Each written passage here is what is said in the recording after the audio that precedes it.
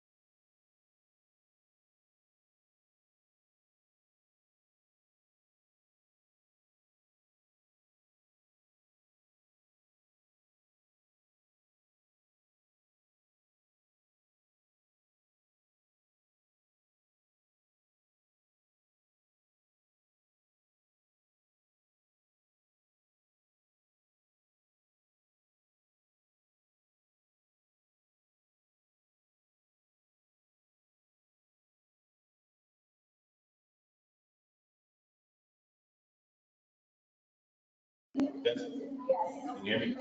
I can't. I hear feedback. You're using that one.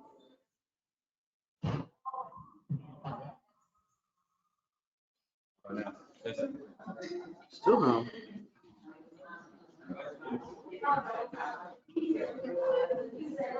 Testing. I heard Mike or Matt with no problem. Just a blue one that doesn't work. You're coming through, just not very loud at all. You can hear me? It's on there. It's on there. Still. Here, just take my off.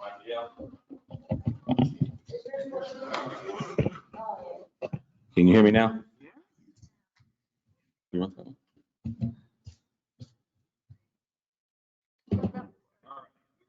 Late start here, so at 6:09, we will bring this regular meeting of the governing body of the city of Blanco To be held on May 11th at, supposed to be 6 PM at the Gym in the Hills. So call regular meeting to order. We'll start with roll call Mayor Pro Tem Salcedo. here. Councilmember McClellan. Present. Councilmember Smith.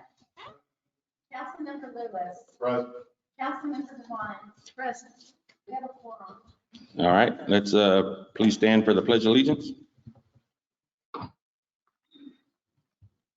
To the flag of the United States of America and to the republic which stands, one nation, under God, indivisible, with liberty and justice for all.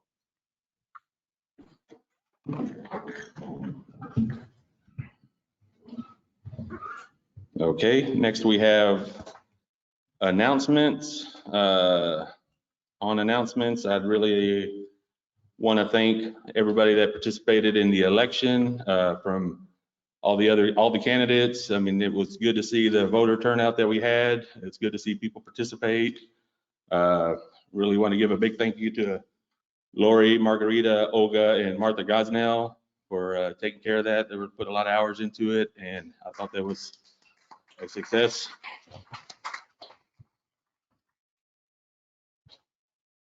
And that's about all I have for announcements. We will go on to item number 4, which is Police Week, May 9th through the 15th, 2021. And I have a proclamation to read. I tried to push this off to you, Rachel, but they said I had to do one more of these long reads. So proclamation, the City of Blanco, Office of the Mayor.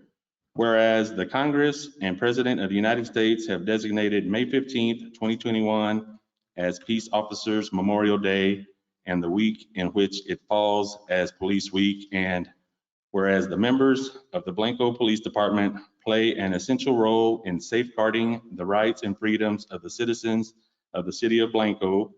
And whereas it is important that all citizens know and understand the problems, duties, and responsibilities of their police department, and that members of our police department recognize their duty to serve the people by safeguarding life and property, by protecting them against violence or disorder, and by protecting the innocents against deception and the weak against oppression or intimidation.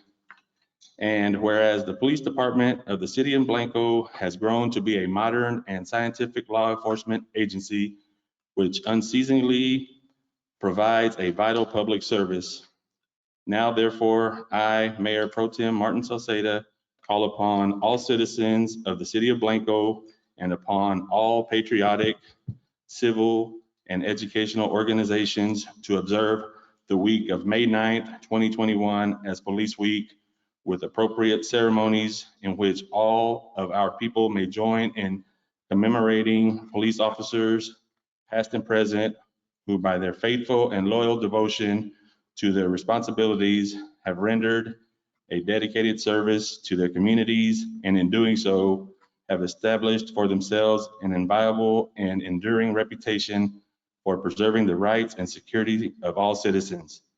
I further call upon all citizens of Blanco to observe May 15th as Peace Officers Memorial Day, to honor those peace officers who, through their courageous deeds, have lost their lives or have become disabled in the performance of duty. Witness my hand and seal this 11th day of May 2021.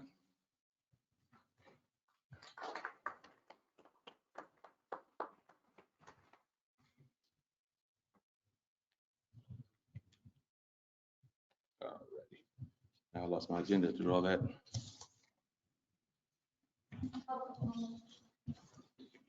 All right, there it is. So next we have, public comments. Do we have anybody signed up? Okay, Miss Retta Martin.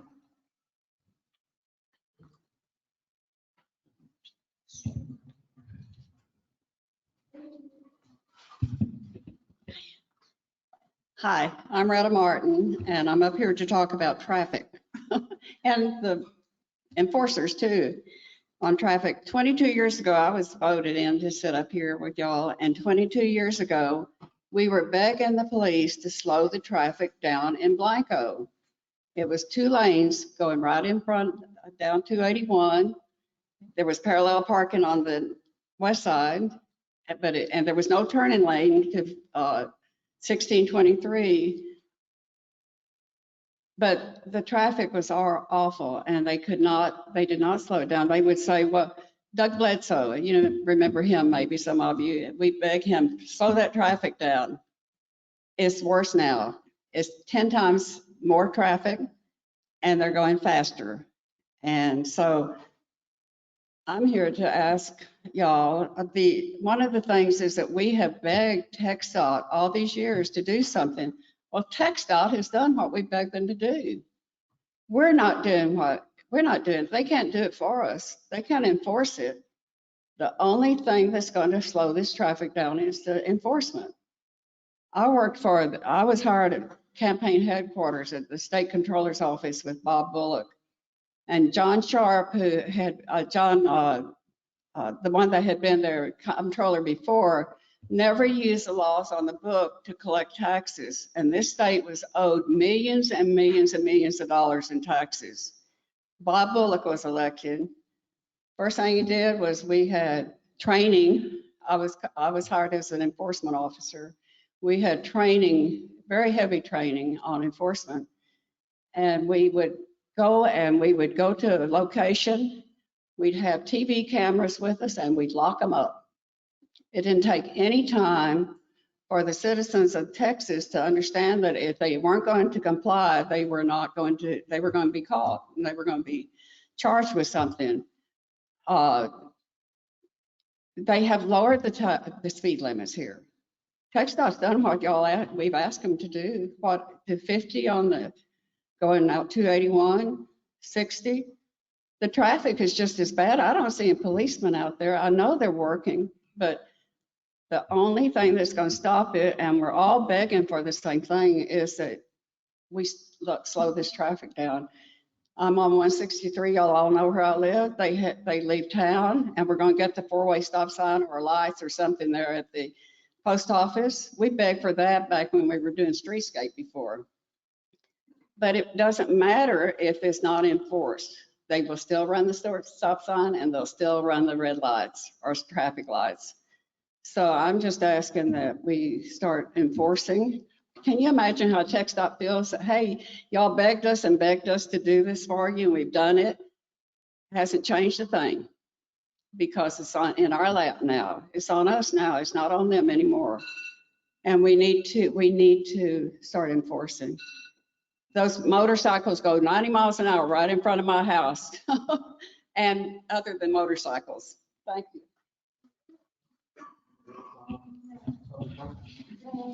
Was anybody signed up for the public hearing?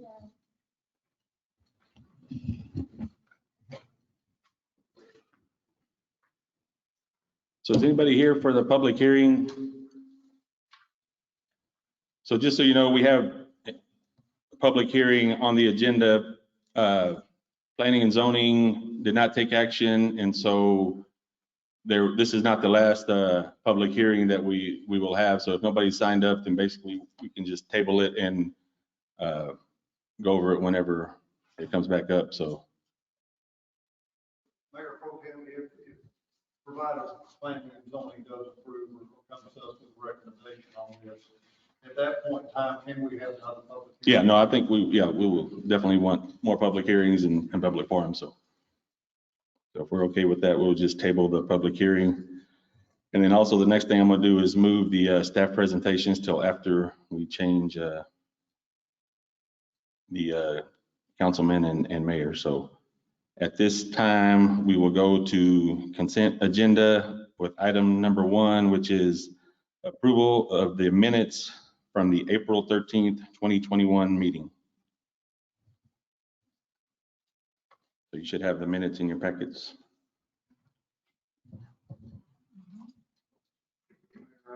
Mayor Pro Tem, I make a motion that we approve the minutes as submitted as April 13th, 2025. Okay, we have a motion for Mr. Smith. Do we have a second? I'll second that. We have a second. Any discussion?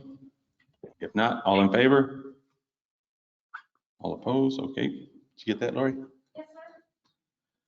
Okay, the next item is consideration and take action on approval of ordinance 2021-0004, canvassing the returns and declaring the official results of the May 1st, 2021 general election to elect 1 mayor and 2 council members.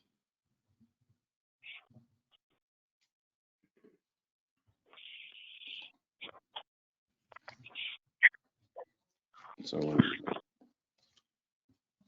don't know what happened to my, I know I didn't see nothing under my consent.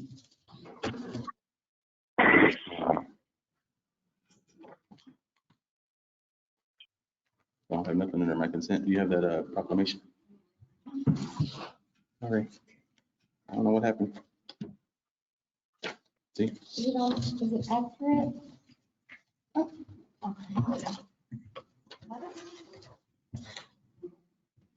Do you have it? I do. You're playing a trick on me on the last one, Lori.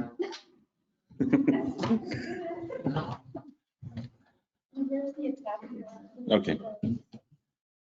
So the ordinance states, whereas on February 9th, 2021, the city council ordered that a general election be held on the first day of May 2021 for the purpose of electing 1 mayor and 2 city council members. And whereas notice of this election was duly published in the Blanco County News on April 21st, 2021, and a copy of the notice was posted at City Hall. And whereas the election was duly and legally held on May 1st, 2021, in conformity with the election laws of the state of Texas, and the results of the election have been certified and returned by the proper judges and clerks.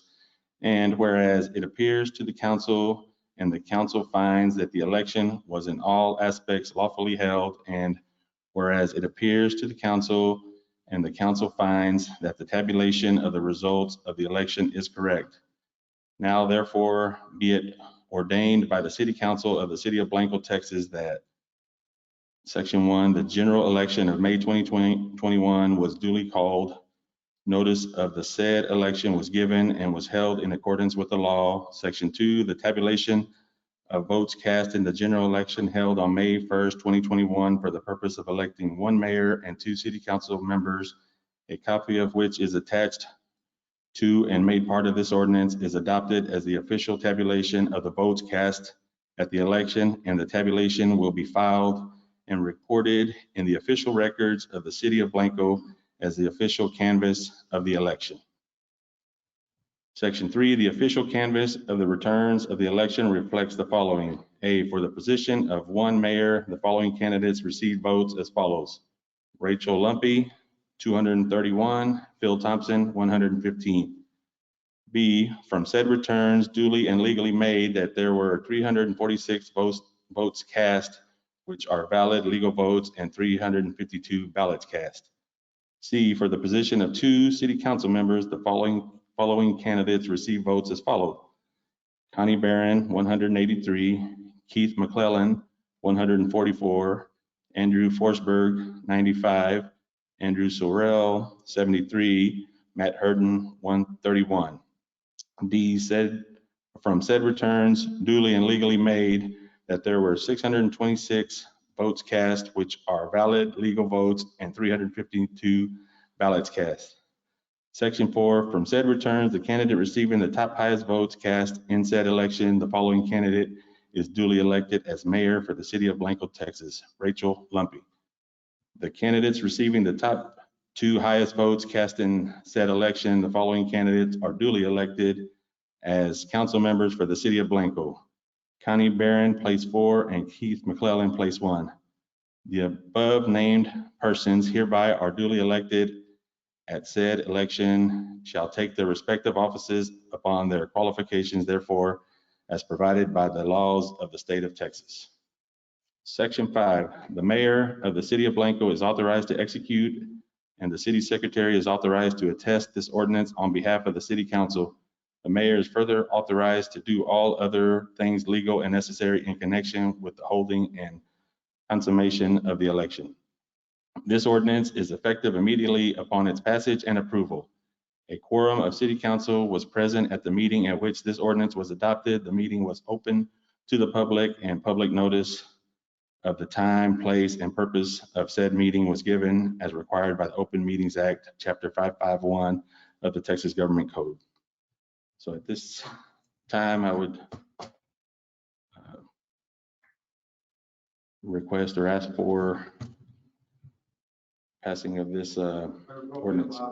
I move that we pass the general election canvas terms ordinance number 2021-0-004. All right, we have a motion from Mr. Smith. Do we have a second? We have a second. All in, or any other conversation, I guess, or if not, all in favor? All righty, so with that being said, first thing I want to do is thank you, Mr. Lewis, for your time here. And do you have his, gifts? Oh, and as a parting gift, thank you very much for all your work.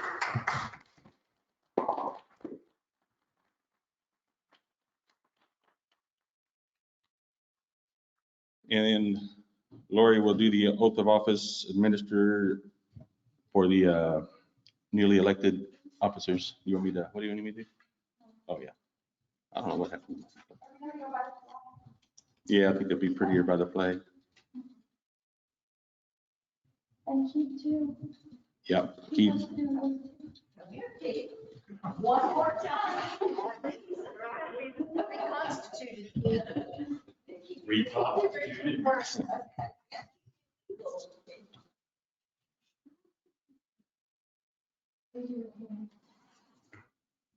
I raise your hand. Do solemnly swear. Do solemnly swear. That I will faithfully execute. That I will faithfully execute. The duties of the office. The duties of the office. Of the city of Blanco City Council. Of the city of Blanco City Council. Of the state of Texas. Of the state of Texas. And will to the best of my ability. And will to the best of my ability. Preserve, protect, and defend. Preserve, protect, and defend. The Constitution and laws of the United States. The Constitution and laws of the United States. And of this state, so help me God. And of this state, so help me God. Welcome.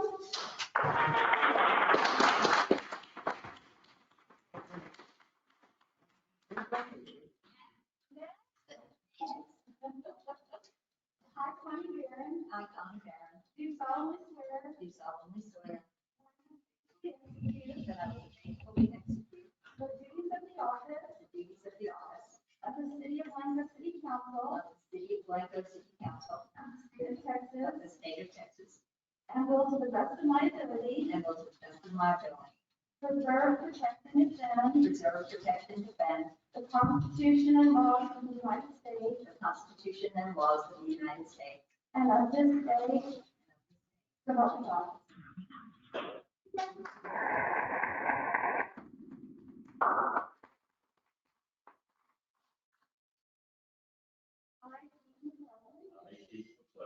Do solemnly swear Do solemnly swear that I will faithfully execute faithfully execute the duties of the office the duties of the office of the city of Blanco City Council of the Blanco City Council, of the state of Texas, state of Texas, and will to the best of my ability to the best of my ability, preserve, protect, and defend preserve, protect, and defend the Constitution and laws the Constitution and laws of the United States of the United States and of this state, and of this state. so help me God. So help me Congratulations.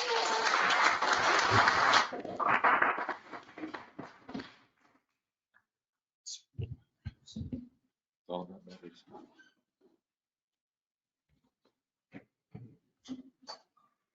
So with that, this is all yours. So you did see us skip the staff, so you want to back up the staff presentation. Skip that. They should be, yeah, here.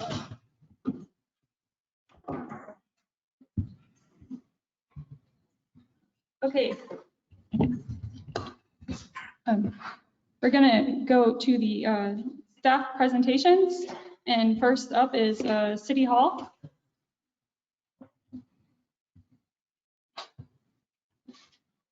Good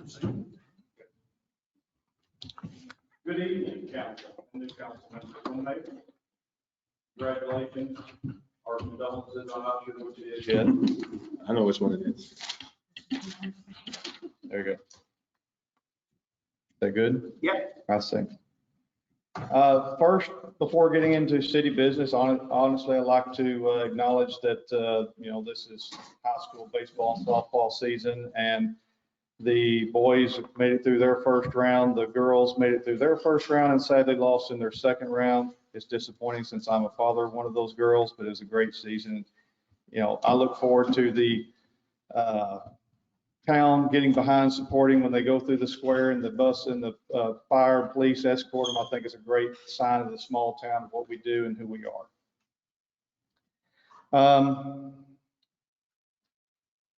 Couple of things to catch up on. I have not updated you, Mr. Smith, specifically, but on the the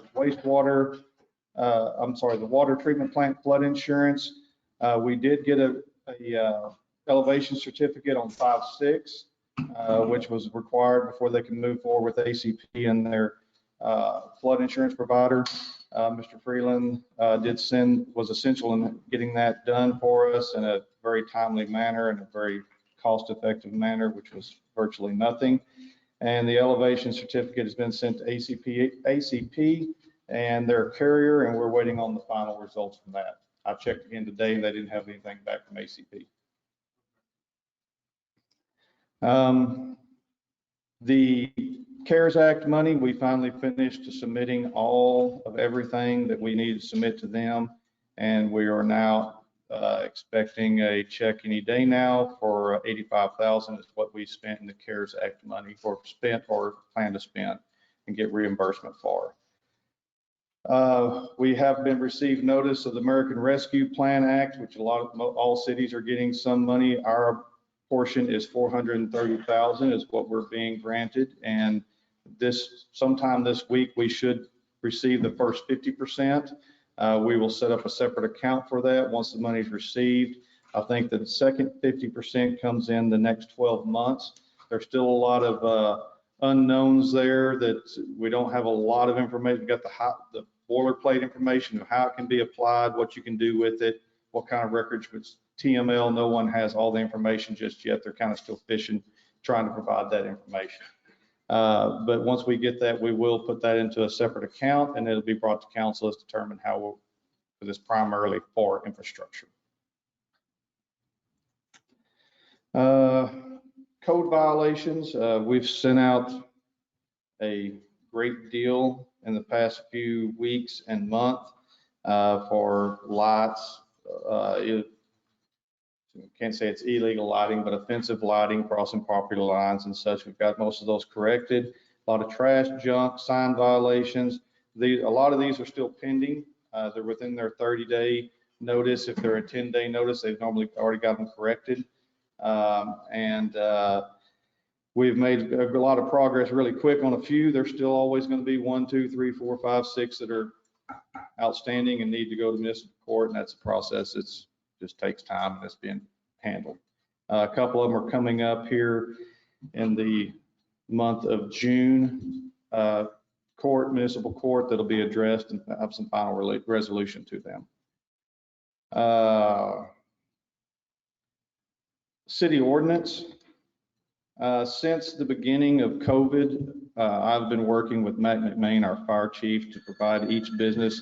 When we began to start opening up, we had occupancy levels that we had to obtain, and a lot of people just did not know their occupancy level and did not even have a current certificate of occupancy that would show what their occupancy level was. So I started working with Matt back, I can't remember when they started allowing the percentages of occupancy to go back into open business. But we started working on trying to make sure we had a list of all the businesses that needed a certificate of occupancy. When you're doing that little of inspection, and it was a free inspection at that time, you notice a whole lot of things that are of concern. A lot of businesses may have been there before the city offered a certificate of occupancy. This certificate of occupancy specifically focuses on fire safety, electrical, health and safety of the customers. Matt and I are working on putting together an ordinance for certificate of occupancy that would encourage everyone every year, that we can have a database list, so we encourage everyone every year to at least get a fire inspection, health and safety inspection, and that's for any and all businesses. We had one specific business, not to be mentioned here, that wasn't under their controls, against their wishes, but they fell into a case where they had to get a new certificate of occupancy. We've had to close the business down for that very reason. The violations were too numerous to allow them to continue as they were. So they've got a lot of repairs to make to be brought up into minimum code for electrical and so on.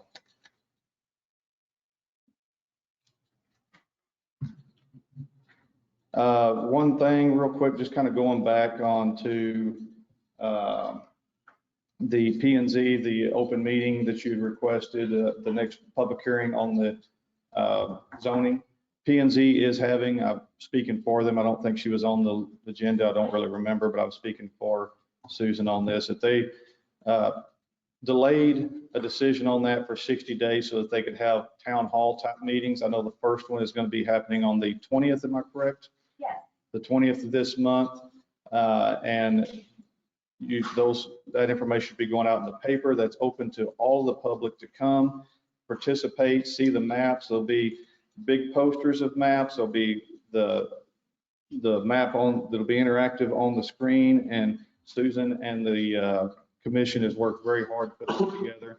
I think it'd be very beneficial for everyone, public, citizens, and council members to have some input on that. And I know they're going to have at least two, if not more, but at least two meetings on that. So that'll be before coming back to a public hearing to address it after they've made a decision. And I don't have really anything to add on the Blanco task force, but I think we did have a recent meeting. I think it was very beneficial. I know the new council members and mayor joined in on it. And I think overall, from the presentations from the engineer, I think it was pretty positive in what we are doing, what we have plans to do, what we have put together. And I say we as the city have done put a lot of work into that with the engineer as well. And I thought it was pretty positive feedback from the engineer. That I don't want to slap Ronnie on the back too much, but I think it was a pretty positive response from them. And honestly, I think me and Ronnie have actually enjoyed working with Marnie on the, I keep looking this way because Matt was on the engineering for that. That's all I really have right now. I got other things on the agenda we'll talk about later. Thank you.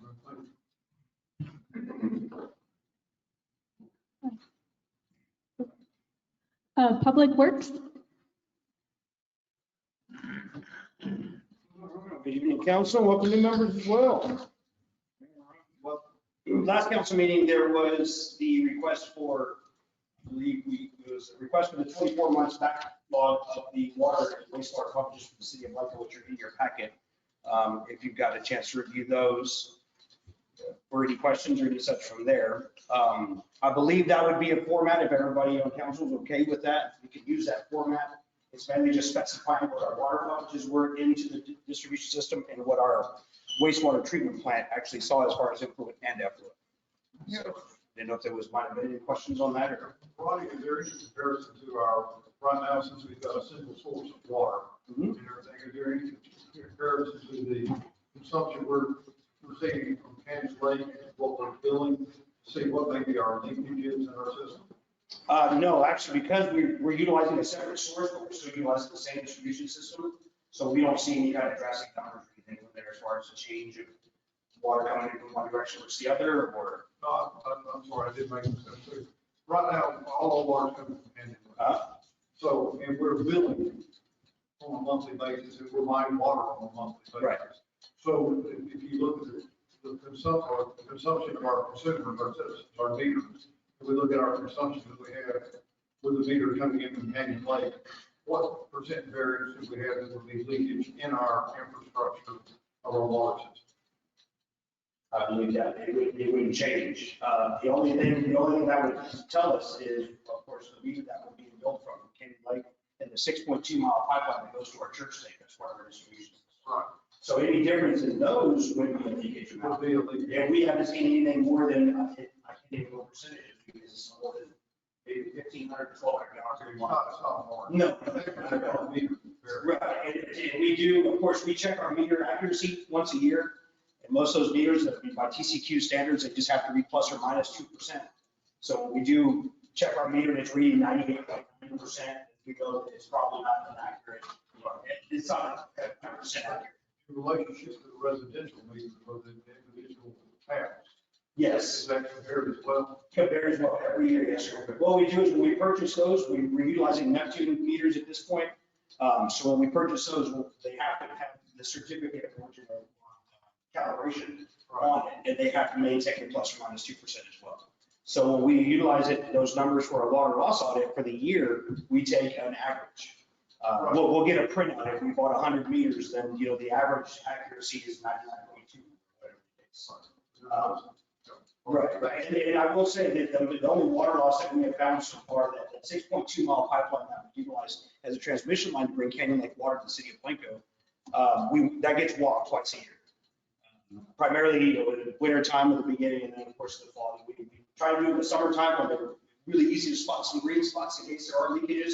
But one thing to remember is being that we're in the hill country, that pipeline goes up and down hills, and on hilltops, there's air relief valves. So if it doesn't be an air in the lines or such, then the air relief valve will spit out, maybe knock out gallons of cider or so there. So that's where we seem to accumulate that 1,000 to 1,200 gallons per month that we're losing on that pump. Mm-hmm. I'm sorry. Yes, ma'am. On the conservation, I noticed that Canyon Lake had gone to their drought conservation level. When they do we also, because I didn't see any publication or anything that said Blanco citizens should now go into drought levels, would that not make sense? Right, it would if we were a normal customer of Canyon Lake Water or a retail customer, whatever the case. Being that the city of Blanco is a wholesale customer, and we have the limitation from Canyon Lake Water Supply of 500,000 gallons a day, we don't automatically have to fall under their water restriction guidelines and such for that. So it would just be good conservation. It very well, yes. I would say too, that was a plan that, Will and I talked about. It's like, well, I don't know if we're gonna follow theirs to a T, but we're gonna at least put some conservation guidelines out there with the upcoming summer months and, the low availability of water to drought. And then it started raining on us. So it's like, well, people are gonna take it seriously if it's been, we just got 3 inches of rain, which only conserve water. So that will be coming out, I'm sure, in the next couple of weeks, because I know it's gonna be, happening no matter what. The drought, the seed that we're seeing, everything there, but being that we are also a customer of Canyon Lake and we're not hitting our exceedance for the day, we don't automatically have to follow there. Well, so hopefully you are working on a conservation plan so that we can communicate with our citizens and not wait till we're out of water through the big drought and then go, gee, maybe now it's time to not. No, yes, of course. The only thing too on that makes problems are you got. I just want to, it was just hard to put it out, so I know no one would pay attention to it all if it's raining while. Correct. Tell them not to water their yard, but yeah, it just rained for 3 days, so yeah. The only other thing on that too that kind of makes it a little more difficult for us is the enforcement action. We have gone into drought restrictions in the past and stuff, with the city of Blanco, even under my tenure here. And the enforcement action of it, as far as it's nothing more than be able to knock on the door and say, hey, you're not supposed to water today, or, that kind of stuff in there. But, you have your adamant customers or such that are just going to do it anyway. And we really don't have any kind of ordinance in place that would make it to where it's enforceable to the extent of maybe a citation or such. But I think the new drought management policy that we were looking to do was that the city actually has the ability now to just shut their water off. Say a car wash is, we're under drought restriction where the car wash is supposed to be closed, where the city does have the ability to go and just turn the water off. Of course, it's not much of an enforcement because you're not getting a ticket or a court appearance or anything from there, but at least we're able to save a lot of that. So. Is there anything else? Yes, sir. One of the major complaints that I hear from our constituents is the high cost of water. And I know we had to raise rates. They hadn't been raised for a long time, and we were actually subsidizing people's water. Right. is there anything, how are our costs compared to what's coming in? Or are we somewhere Right now, at par or? well, no.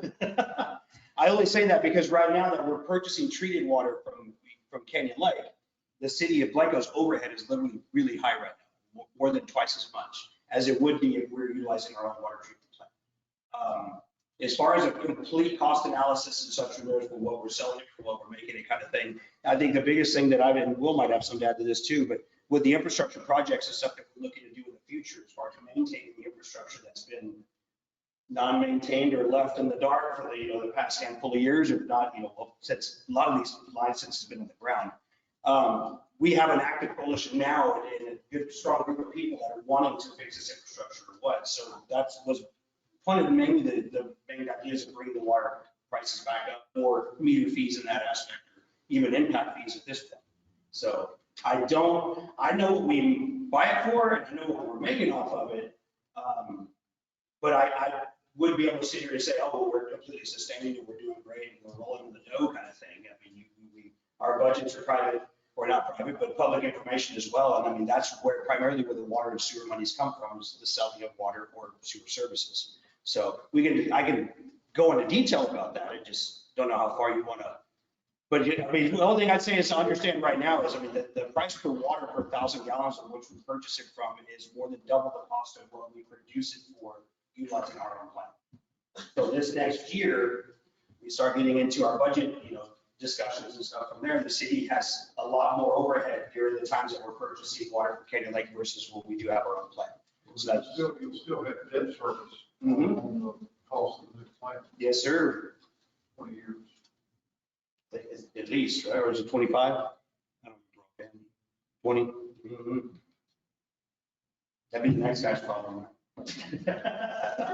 Another question, how close are we to shovel ready on projects for the money that's going to be coming in? Like, do you already know from all your years here, which lines are due to be replaced, your priorities, the prices related to them? So if the council came to you tomorrow and said, wow, we can get $3 million coming down our way for infrastructure repair, but in order to get it, you got to fill out this request and show us. Sure. what you need. Are you ready to go? Do you need Yes. 3 months to go? You ready? No, to and go? that's been one of the good things of having Will here within the city administrator position.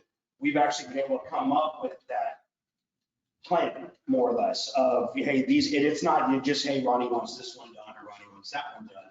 It's just based off of the water loss, the time and money that we spend on repairs and stuff in these areas. So we do have, I thought it was going to be a living list that was going to frequently change, but our priority list has pretty much stayed the same.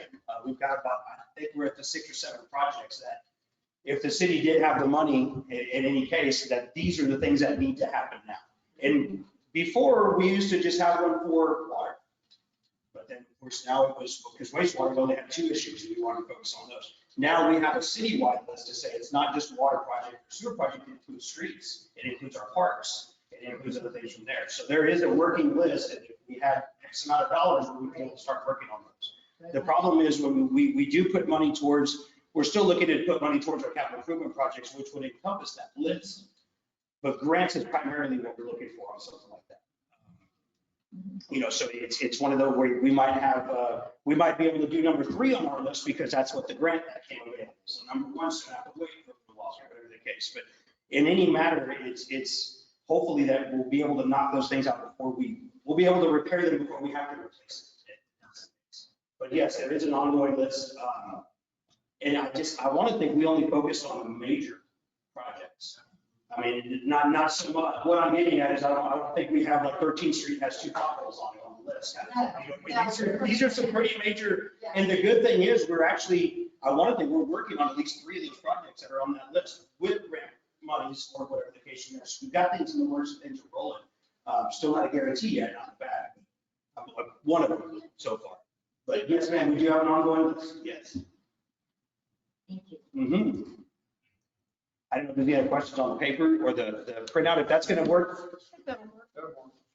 And again, these are numbers, the numbers that you're looking at here as far as the monthly water treatment plant and Canyon Lake water supply, that's what the amount of gallons that we got from either source. Where if you go to page 2, you'll see it, the water for 2021, we have 0 in the water treatment plant except February, but we did pump in the reserve water that we had. So the remainder of 2021, you will hopefully continue to still see 0 on the water treatment plant side, and primarily all of our water sources coming from Canyon Lake. Since we're on water, I guess the only other update I've got is we did have another total trialomethane violation. But there's good news in the bad news. Our total trialomethanes, which as anybody knows, the city has had an ongoing situation with this. And of course, the rehabilitation of the water treatment plant will hopefully take care of all of our problems. Of course, I don't want to sit here and throw out guarantees, but there will be TTHM removal designed in every treatment process of the new plant. So this last quarter, January through March, where we've been purchasing water from Canyon Lake, our total trialomethane levels have actually been significantly lower and well below the maximum contaminant level. But because our previous numbers were so high, they run on average.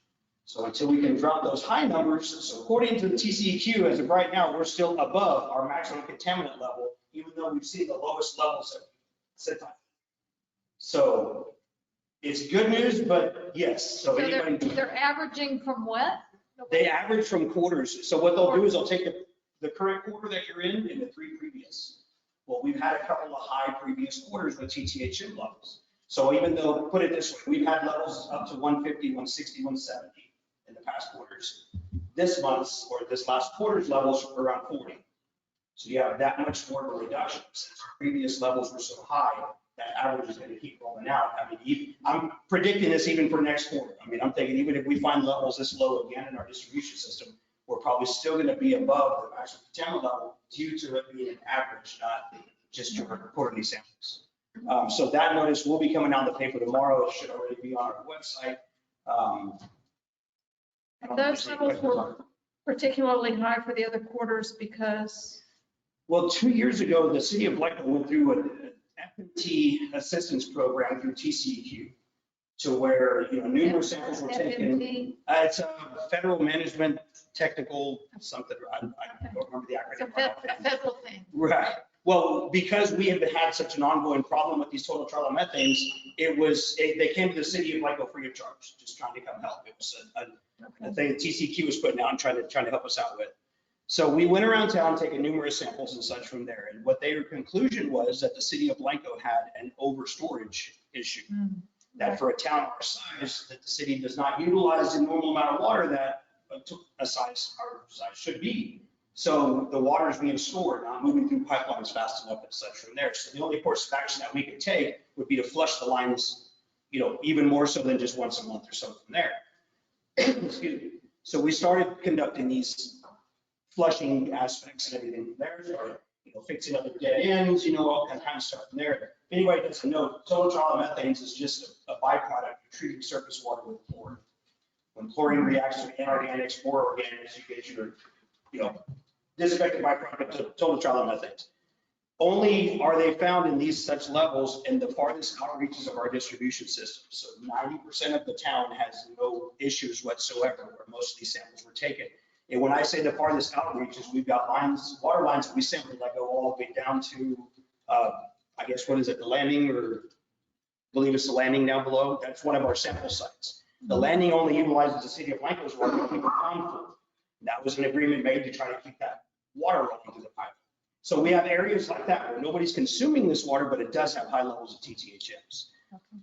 So we would think, okay, well, we just have to keep flushing because we have an overstorage issue. Well, this last quarter, we've been primarily on Canyon Lake.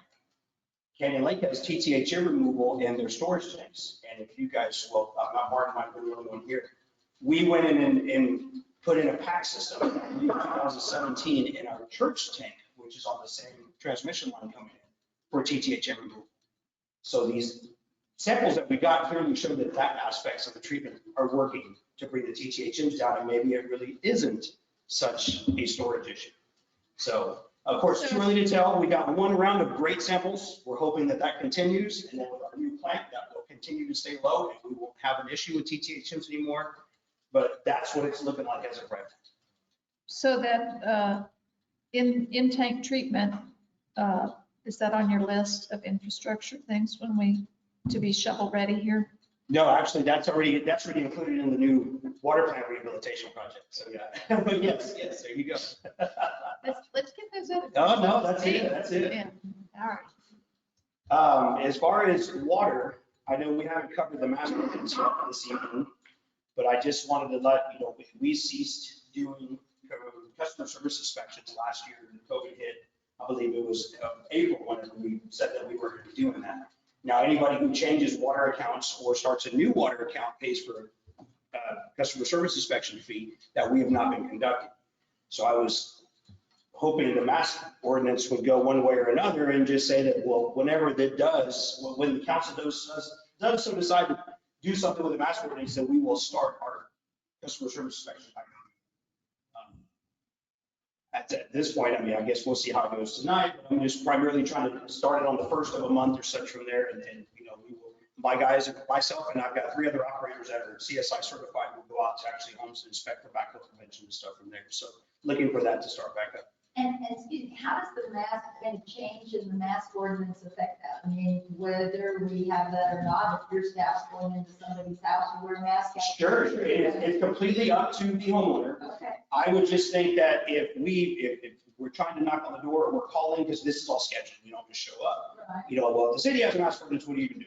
You know, kind of thing. It's just, you know, I understand, right, and that's perfectly fine.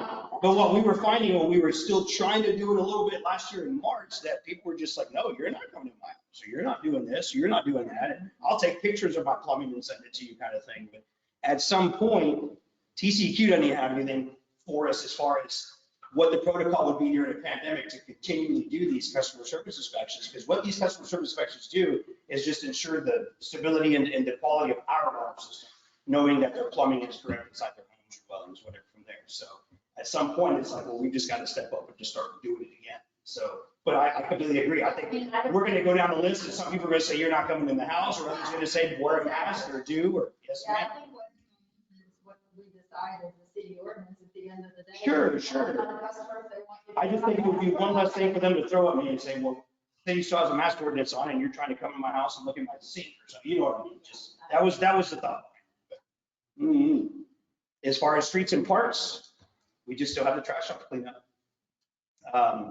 We have only hauled out 4 dumpsters so far. We're having a really hard time this year getting dumpsters from the Waste Connections company that we utilize for these dumpsters and such from there. I really haven't even gotten any excuses as to why it's taking so long, or what. Will might have something to add on this since he's been dealing with them as well. There you go. Mhm. Right. And with that, we're also getting back to the time of year where we start looking into paving projects. And I know we've said this in the last couple of months, the last couple of meetings and such, but of course the rains always throw things off and everything from there. So hopefully if not by June, then it would be by the July meeting where we'll be coming to you as council and showing you different propositions at different places in town that we could be looking at potentially paving, because the water and sewer infrastructure underneath the roads are not in such a decrepit state that we could go ahead and do these things or what. So, and any sewer issues I have are coming up later in the agenda. So you'll be hearing about those all shortly anyway. This time, just if there's any questions for me.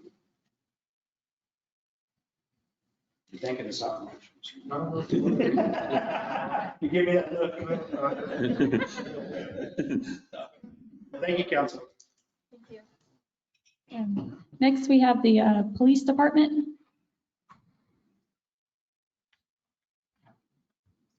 Mayor, council. You have our monthly reports in your packet. You can see we did make the change. We separated the adults and juveniles. So I hope you saw that. Appreciate that. Numbers were good. Y'all can't address public comments, but I'd like to just address one. So as far as traffic enforcement, in the month of April, we had 215 enforcement actions on traffic. So officers are out working traffic. We have one officer on duty at a time, so they can't be everywhere at once, but we try to be as many places as we can. So we are actively out working traffic. Last month, we did transition to our new records management system. That's going fine. Right now, it's smarter than we are. So those are the only issues we're having, is trying to understand all the bells and whistles that comes with and make it work for us instead of us work for it. We are currently at full staff. The new officers are doing really well. They'll be released to their ghost phase next week.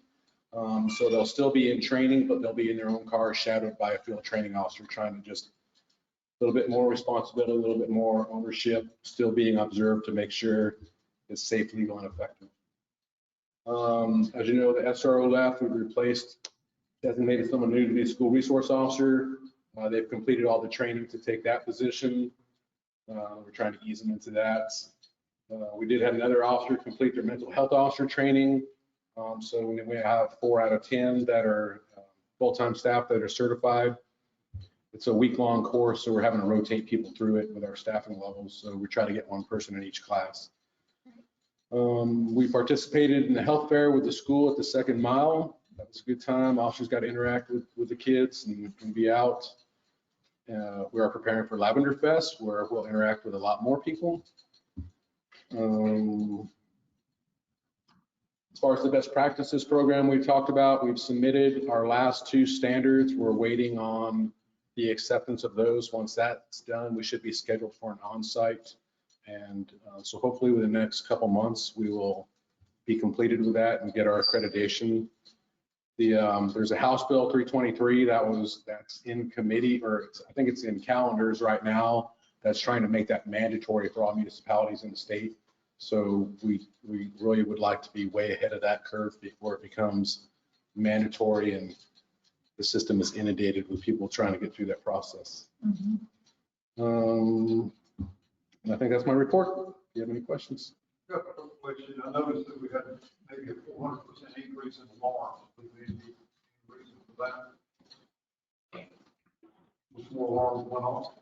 Well, part of that is, I think we're doing better records keeping with the new RMS system. Also, I think we have had more alarms. More businesses are getting false alarms. None of them are really business owners don't get to the box in time, or somebody opens the door. What, on the miscellaneous activity, I'm just curious. Example, what's miscellaneous activity?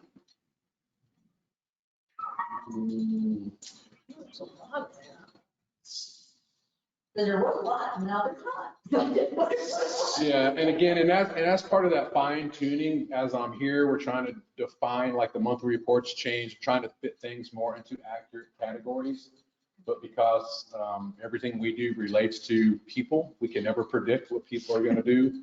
So we'll never be able to come up with a category for everything. And some things happen so infrequently that they're not going to have their own box on here.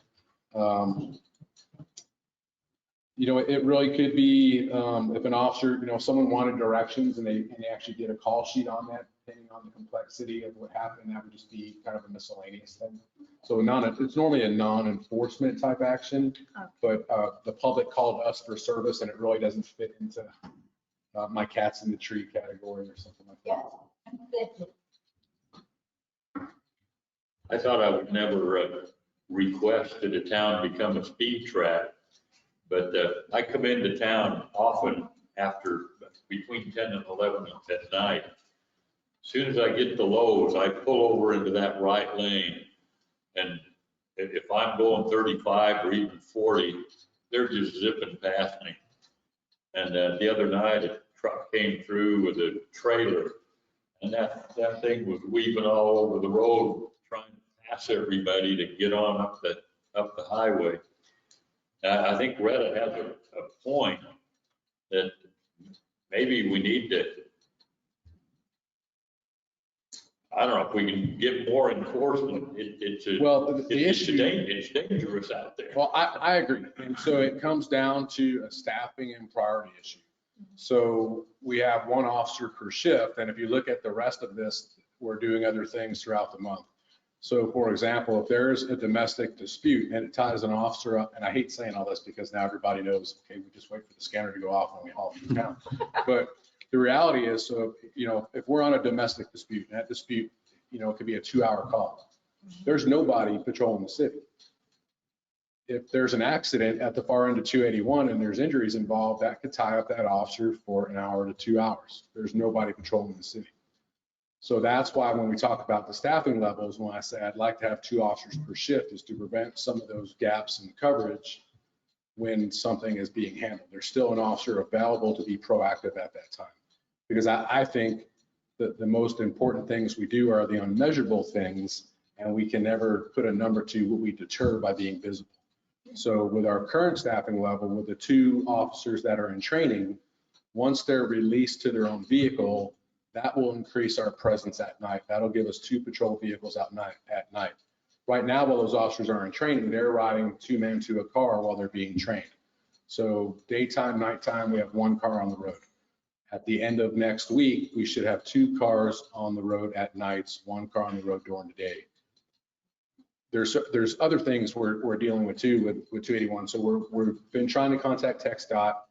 I'm trying to get a good, accurate current count of the number of vehicles that come through the city on a daily basis. Because we rely on our city population when we look at things like staffing levels and other things. But as I've said before, in a city that's situated with a major highway that runs through the middle of the city and the state park, that changes our dynamics to a 2,000 person city in West Texas that's off of a feeder road somewhere. So I'm trying to get a better grasp on how many cars, how many people are actually in Blanco during the day. We've also asked them, we have a big issue right now with the school because they have bus stops on 281. So right now during school times, I've got the officers concentrating on bus stops that are on 281 because although speeding is a hazard everywhere, to me, it's a bigger priority where we've got kids on the ground on 281. So we're focusing on those areas right now. The problem is that you drive into Blanco and you see 1 police car on the side of the road as you enter town, and there's a pretty good chance that you can now make it through the rest of town. So those are things we're working on, trying to be different places at different times, trying to be visible. But I agree, enforcement is an issue. And I'll tell you right now, if you look at the number of traffic stops, if you combine the warnings and the citations for this last month, that's 215. So with 1 officer on duty, I'd say they're being very active on enforcement. It's just we have to be proactive, and unfortunately, a lot of what we do is responsive. So when someone calls, we go. So, but I do agree. So we're where we can be. Get some cardboard cutout police officers. They've tried that in some states and people figure it out and they start shooting at the cardboard cutouts. And then when it's a real patrol car there, it gets real dangerous when people start shooting at them. So it's, yes. There used to be, and it's a non-working speed limit, what do you call it? Yeah, so we have a trailer we're trying to get working too. It won't issue citations, but it lets people, it advises them of their speeds. We're trying to get that up and running so we can at least get some voluntary compliance when people look up and say, oh my God, I'm really going fast. In addition, Chief and I have talked about, I know he's working on this, got to get these other 2 officers into their full capacity. Kind of like first day of school. First day of school, you put multiple officers on both sides of the school zone just to really be able to focus on the school zone. There'll be some planning. I'm probably not supposed to put that in public. No, we've done that since I've been here. First day of school, I brought extra officers in, investigators, sergeants, myself, in uniform and patrol cars, trying to be more visible. So when we have those, when we know there's high capacity events, then we're staffing up to those levels to try to be more proactive, be more visible. Also in the summertime, the school resource officer, when school is not in session, he becomes another force multiplier. And I've already talked to him about being flexible over the summer, where his schedule will be more fluid depending on the needs of what's going on. If we can forecast events and have some extra manpower at that time. So trying to move people where we need them. Thank you. Yes, sir. Yes, sir. What are your plans with what to accommodate the anticipated attendance at Lavender Fest? So we met with the committee for Lavender Fest, and there'll be paying for additional officers. So we will have increased coverage. So we'll have the on-duty officers and we'll have officers dedicated being paid by Lavender Fest to be present at Lavender Fest. So we should have a good coverage. Thank you. Yes, sir. I keep hearing more speculation about a bypass around the city. Has there been any talk from TxDOT or anything like that? I have not heard anything like that from either DPS, the state, or TxDOT. That's the first I've heard that. The last meeting I attended with TxDOT, it's been at least 4 years ago, I guess. They came to town, held a meeting at the library. That question came up and they said then, if you want a bypass, the city's going to have to buy the right of way for it. But then since then, I've kind of heard, well, if TxDOT wants to do it, they'll do it. So I don't know. I did look, trying to find traffic counts, and we've been working with TxDOT trying to get those counts. So they have the MPO, the mobility planning, I don't think it's organization, but another government acronym.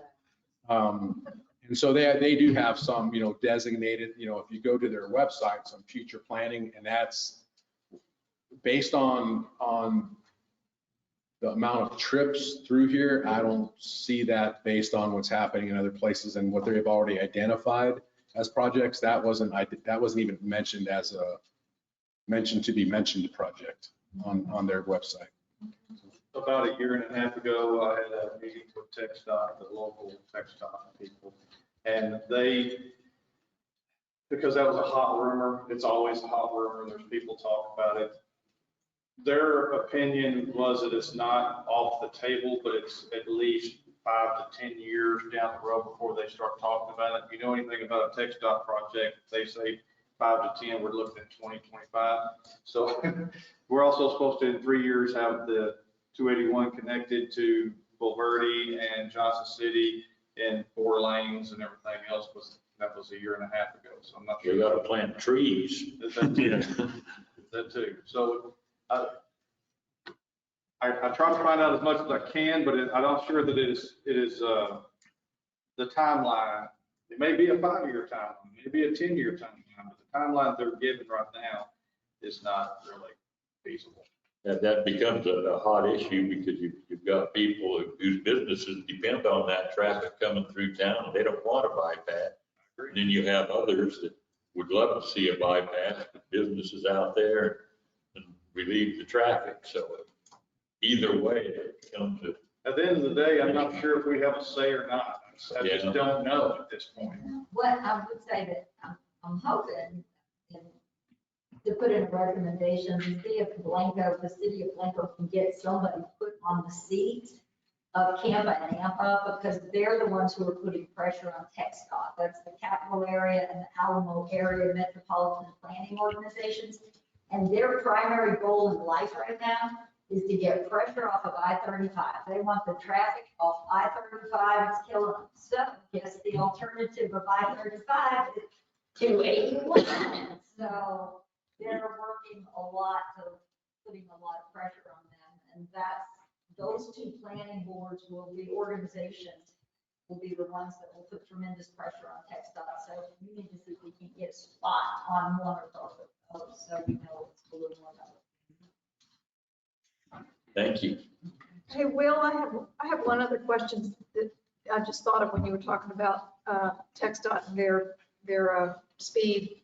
And I'm just wondering if we've heard anything else about the 4-way stop or the blinking light we're supposed to get in. So it was supposed to put a 4-way stop there.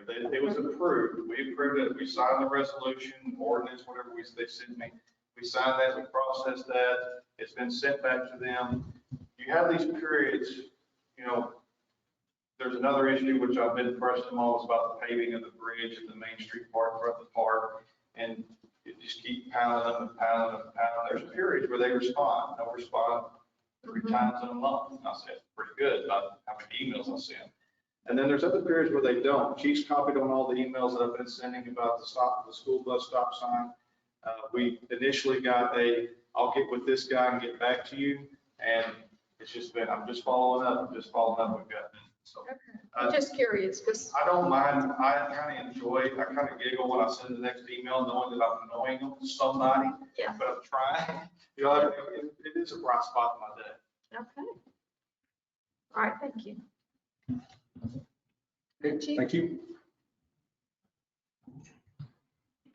Okay, we're gonna go to the old business, and the first thing is consideration and possible action on COVID-19 updates and review city mask policy implemented July 14th, 2020. Mayor, I'll speak to that. I did verify with the county offices yesterday, and the county continues to maintain a mask policy, and masks are required for any court action, including the county commission court meeting. And I suggest we review our policy again for our next council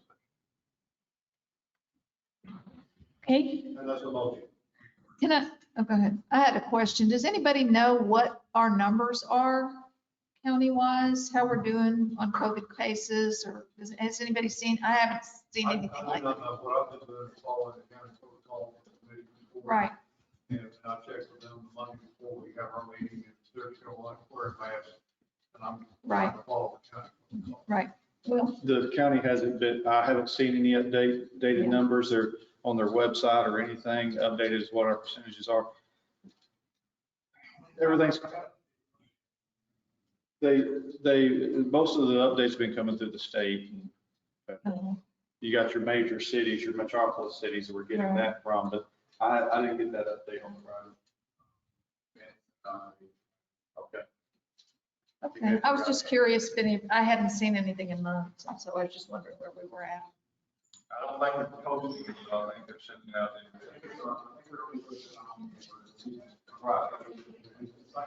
Last week, I traveled up 281 North, and it seemed like the mask thing is being more relaxed all the time. Went into a lot of convenience stores, and different places, and people are not wearing masks. I personally think it's time that we quit letting the politicians keep us and our children and everybody else masked to the hilt. I don't think it's a good public health thing. I would like to see it relaxed and let people start getting back to normal. okay, we heard the motion from Mr. Smith. Do we have a second? Any more discussion? All in favor? Opposed? Okay, the motion carries. Okay, next we have the consideration and possible action on collection, distribution, and usage of rainwater in the city of Blanco.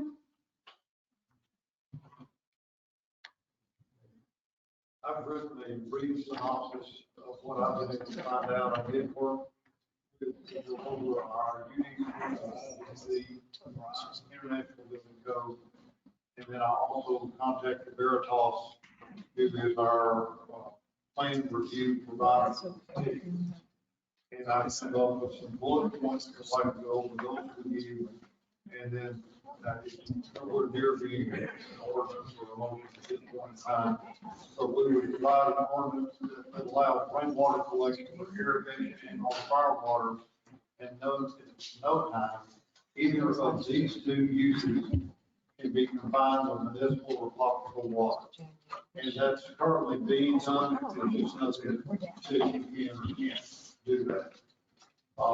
Then we would have an ordinance, the same ordinance will allow rainwater for limited domestic use within a private residence. All rainwater collection systems intended for, designed for, or used for domestic use would require permitting by the city. Domestic rainwater systems This is for domestic, not for the fire water. Domestic rainwater systems must have an approved PRZ or double check valve at the city meter for the private residence it services. So that residence would have a water meter, and it would have a PRZ or double check. This is something that I discussed with Ronnie. The domestic rainwater collection system shall be annually inspected and annually registered with the city, and there may be a fee charged for that inspection for registration, just like you have an alarm permit or whatever. At no time shall the rainwater collection system be physically connected to any form of potable or municipal water supply. Separation or isolation by valving in conjunction with potable or municipal water supply is not allowed. All domestic rainwater must have separate piping to a designated rainwater spigot or discharge into a basin. Rainwater spigot discharge must be a minimum of 12 inches above the fluid level of the basin. The effluent from the basins served by the municipal water and or rainwater will be allowed to enter the municipal sanitary sewer. Well, that's where I've gotten on this so far. And at this point, I'd like to go forward. It's like, again, it's not a motion item, but I would like to go forward, and I've already had a brief conversation with Ronnie. Would like to have him and Public Works ingest this. Would like to have Veritas ingest this.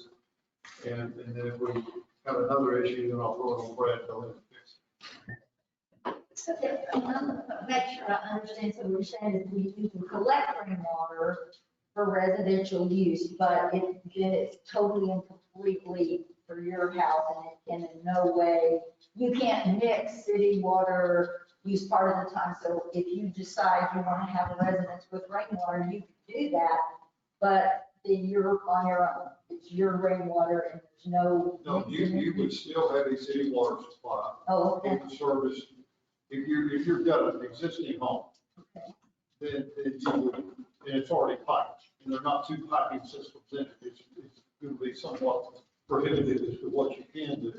But you can have a basin or two basins that have both municipal water spigot and a rainwater spigot. Okay. And then you can turn either one of them on, you can turn them on at the same time. But the rainwater spigot's 12 inches above the basin. There's no way that the contaminant from the rainwater could get into the municipal. And then you also have an RPZ or double check valve in the meter where if it did commingle, it could not go back into the city system. Okay. Thank you. I didn't understand. So I have just one thing to think about in, putting this together, and that is what about new construction? New construction would be a lot easier.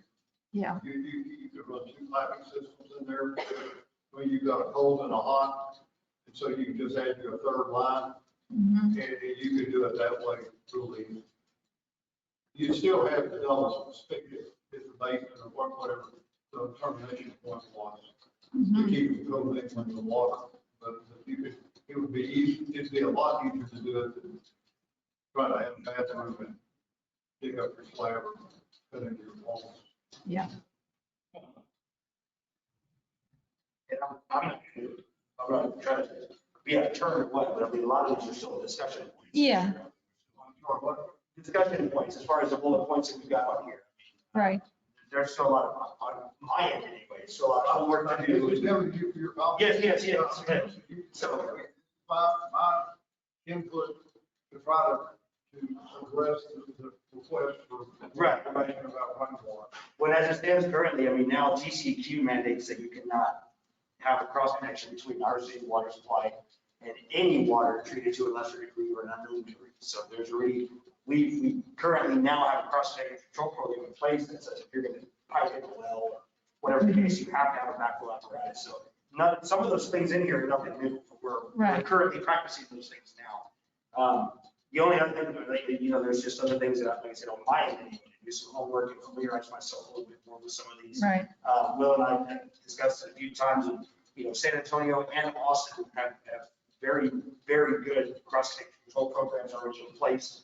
They've been, noticed by TCQ and such is like good standards and good standpoints or whatever the case for a city to build off I haven't gone through their 400-page thing from Solace to see if rainwater collection on the customer side is in there, but I will be digging for it. So there's still more homework to do on my end.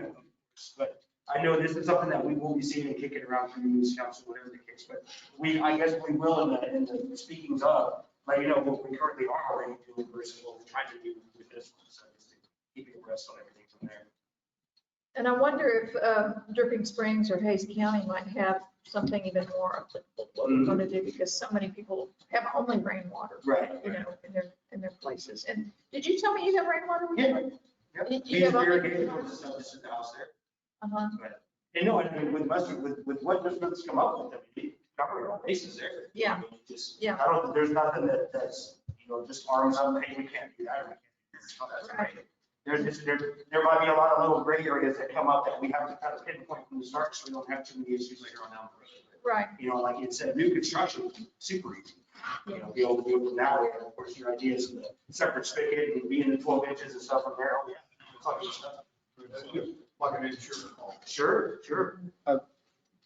Well, I think, the rainwater collection is not foreign to me or Ronnie in any way. I mean, Right. West Texas, we did it for a total different reason. Yeah. You might not see it for a while. But I would like to, it's a little bit different when you're out in the county outside the city limits. And of course, I just need to talk to Brad about some of this stuff. You're right, Dripping Springs and Wimberley probably have some pretty good verbiage in place already. Right. But I want to ask about the health and safety side of it, or the liability for the city when you're allowing it in the city. Do we have to, or do we, and you don't have to answer this now, we'll talk about it later. Do we have to have any kind of restrict or regulations on what kind of treatment they are doing? And I only think of that, me and Ronnie were talking about, if his kid goes over to a friend's house and they're on straight rainwater and the kid gets sick, and it may not be, and I'm talking about untreated rainwater. Right. Is there a liability? Is the city falling in liability into that because we don't have any restrictions in place? We just allow them to do it. I'm not, Right. I'm fine with There's a lot of collecting. things. Right. I just want to make sure we're covering the city on that. That's this guy's responsibility. So that's one of the things I would talk to him about. Yeah. Other than that, the foundation is certainly there. Yeah, I think we just want to, the spirit of it for me is that we want to make it as attractive and easy for people to conserve water in as many ways as they can.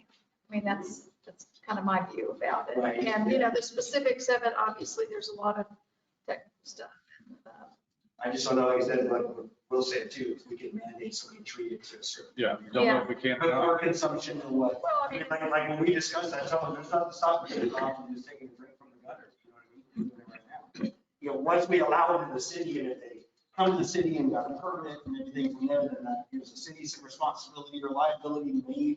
Yeah. That's one of the things that we'll be Yeah. patient to. And We'll just throw it all over.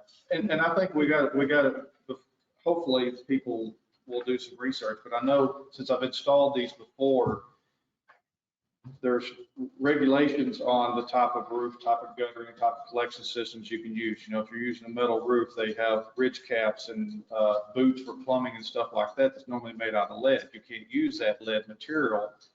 It's cheaper, but you can't use it on a house that you're actually going to collect the water for drinking. So there's a whole different roof system that goes in there. There's a treatment process of how you're going to collect it, where you're going to treat it as it's being collected, or you're treating it after it's been collected.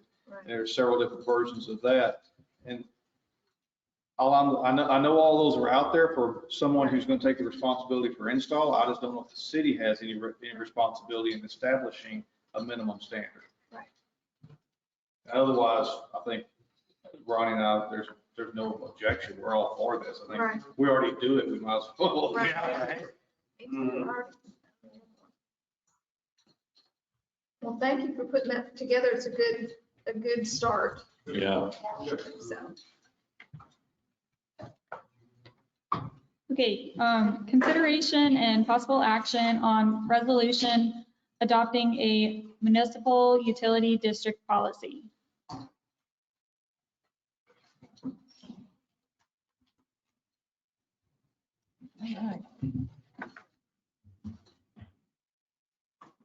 Good evening, council.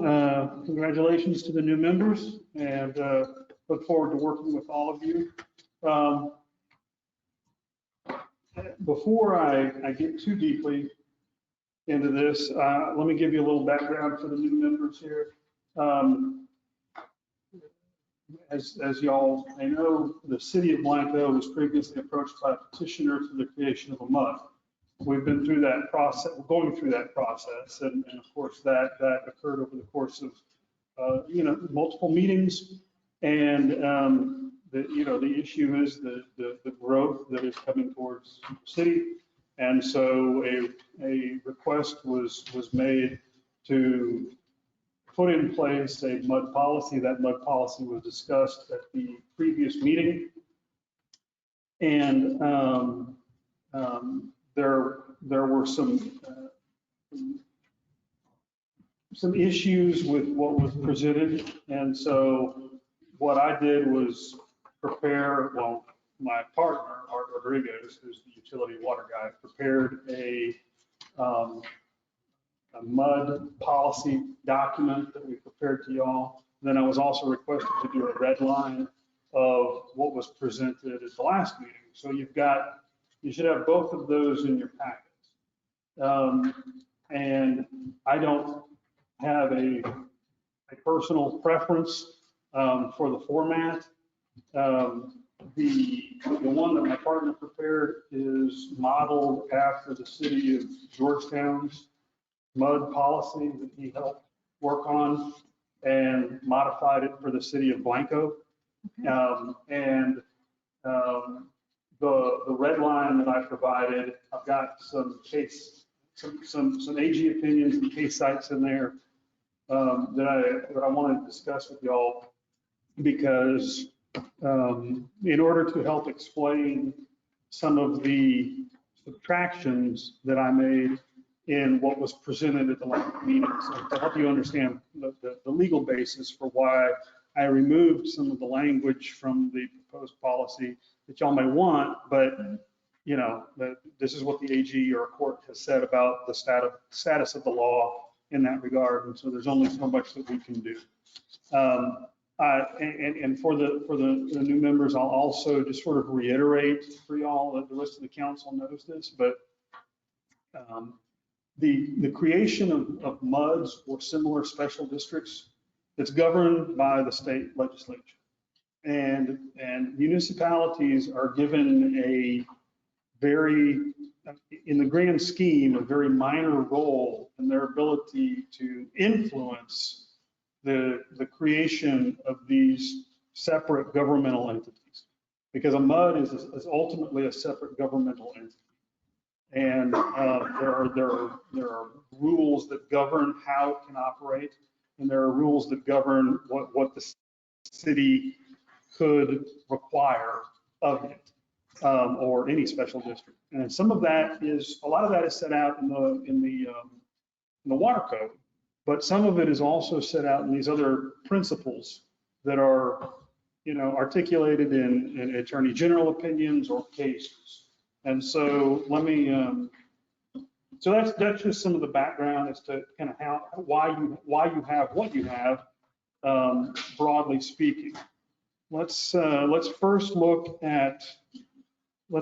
through the red line, which is the one that looks like a resolution. And so some of what you will see in here is, I guess the first thing I want to draw your attention to is the removal in certain places of this, the MUD shall, or the city shall, and that was changed in certain instances to the word should. And the reason is on, let's see, I think it's the,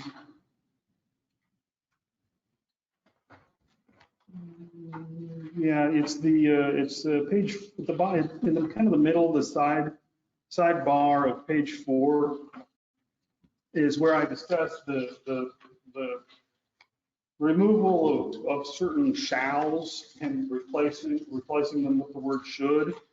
So it's replaced in certain instances because this governmental body cannot impose a requirement on a separate governmental body that would essentially require it to delegate its own decision-making authority to a different body.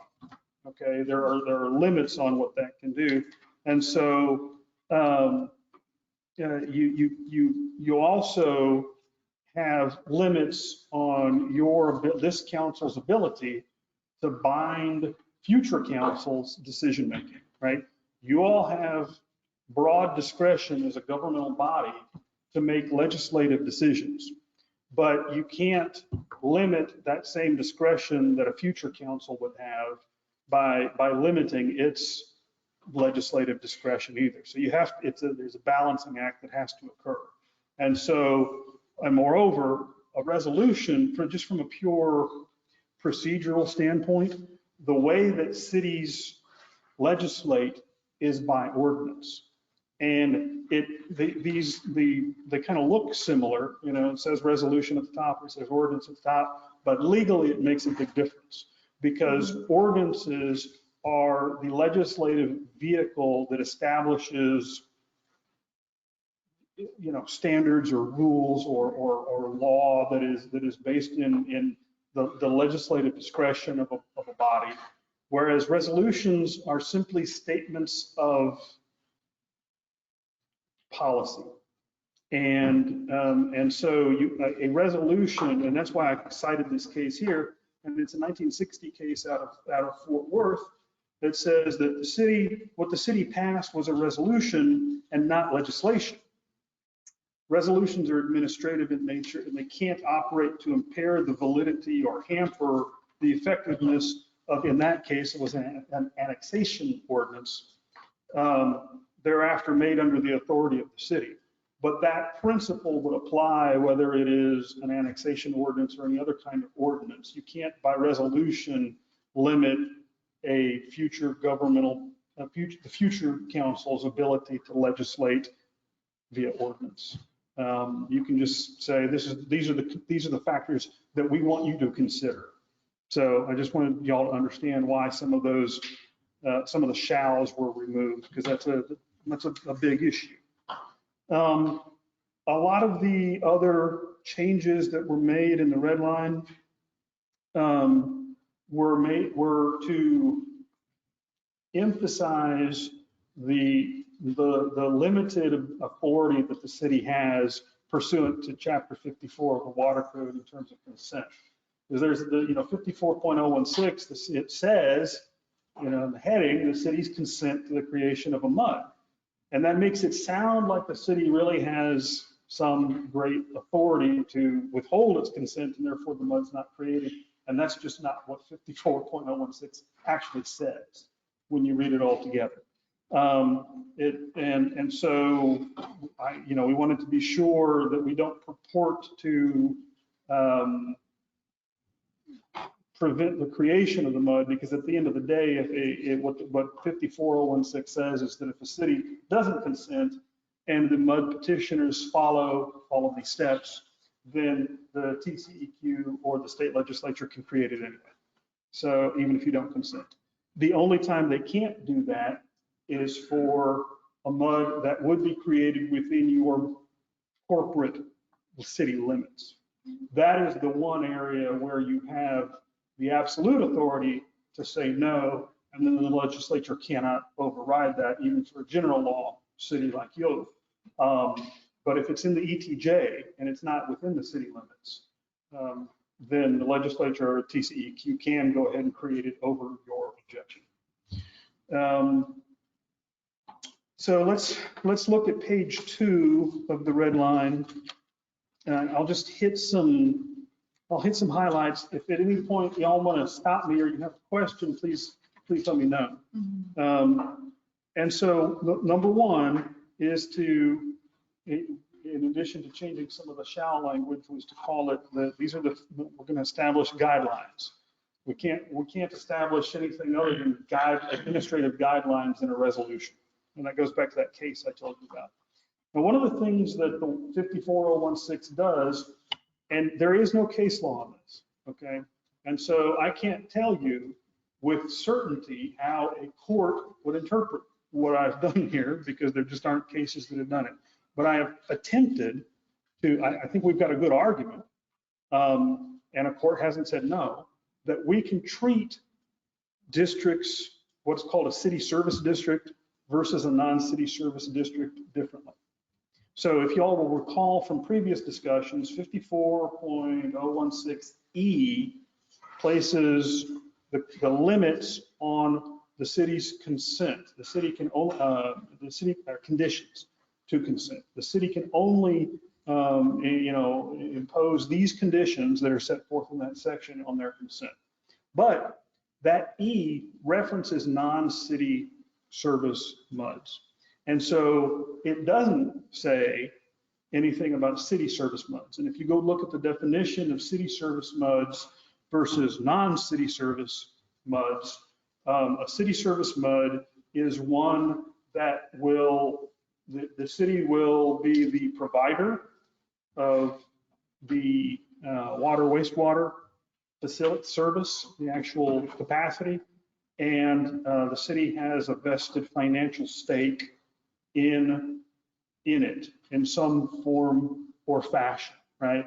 And it's set forth in 54016. And so because the conditions, the limited conditions only apply to non-city service MUDs, I think we have an argument that we can, that for a city service MUD, which would most likely be something that would have,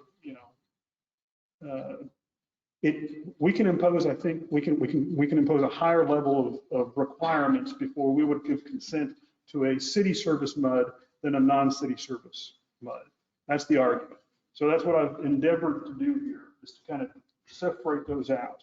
And so, so I think, telling yourselves, telling the council, look, we're not going to give our consent to a city service MUD unless it provides environmental protection or development that exceeds our requirements. I think you can do that. Certainly, there's not a case out there that says we can't. And so, at least insofar as city service MUDs go, there's very few cases construing this section anyway. So it's kind of, Wild West, and, we see what would ultimately stick. But I endeavored to keep as much of that within the regular guidelines, rather, as possible, and to make their like environmental protection or stormwater or water quality that would exceed requirements applicable to other development within the city, that they would provide viable alternatives for the MUD's water and wastewater, that they would put limits on light and noise pollution that exceed requirements of the city. And then one that I added, and what would it be, C number 8, Roman numeral 8, there is provide, my recommendation and Art's recommendation would be provide that the city will be the sole water and wastewater provider for the MUD.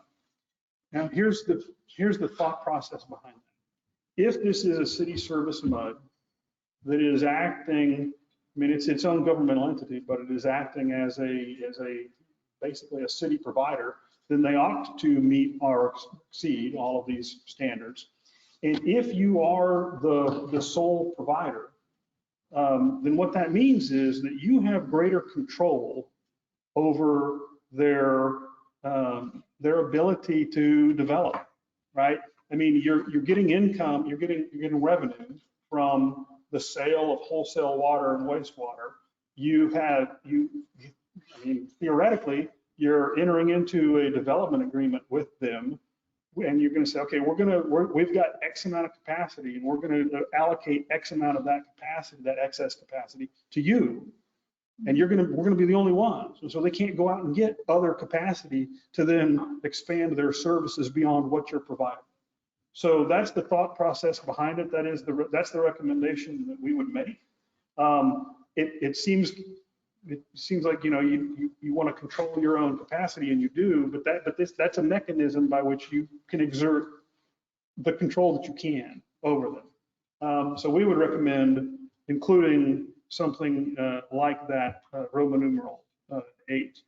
Yeah, I think another advantage of that kind of a thing is that if you are not the provider, they're going to drill wells and they're going to suck the water out from under our community. Whereas if you have the capacity and you can provide it, then you're actually protecting your own aquifer, if you will. Not only that, I mean, that's a good point in terms of groundwater issues, but also in terms of water quality issues. Y'all are spending a lot of money to get a water treatment plant to meet a certain level of standard. You've spent a lot of money on a wastewater treatment plant to provide a certain level of environmental protection. And when you are the provider and you are in control of the water quality and wastewater quality standards and the quality standards of the effluent that you put out, then you have better ability to control and protect the environmental impact of these uses. Moreover,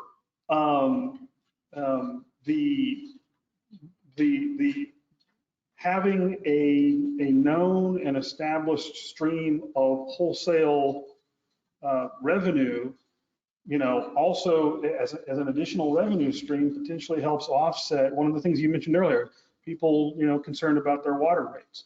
I can't guarantee you in the context of this policy that it can help maintain or without increasing rates, but successful water and wastewater providers that have a wholesale revenue stream that helps offset the increases to their retail customers because they have an additional revenue stream. So there's a lot of different benefits to it. And then the other benefit is,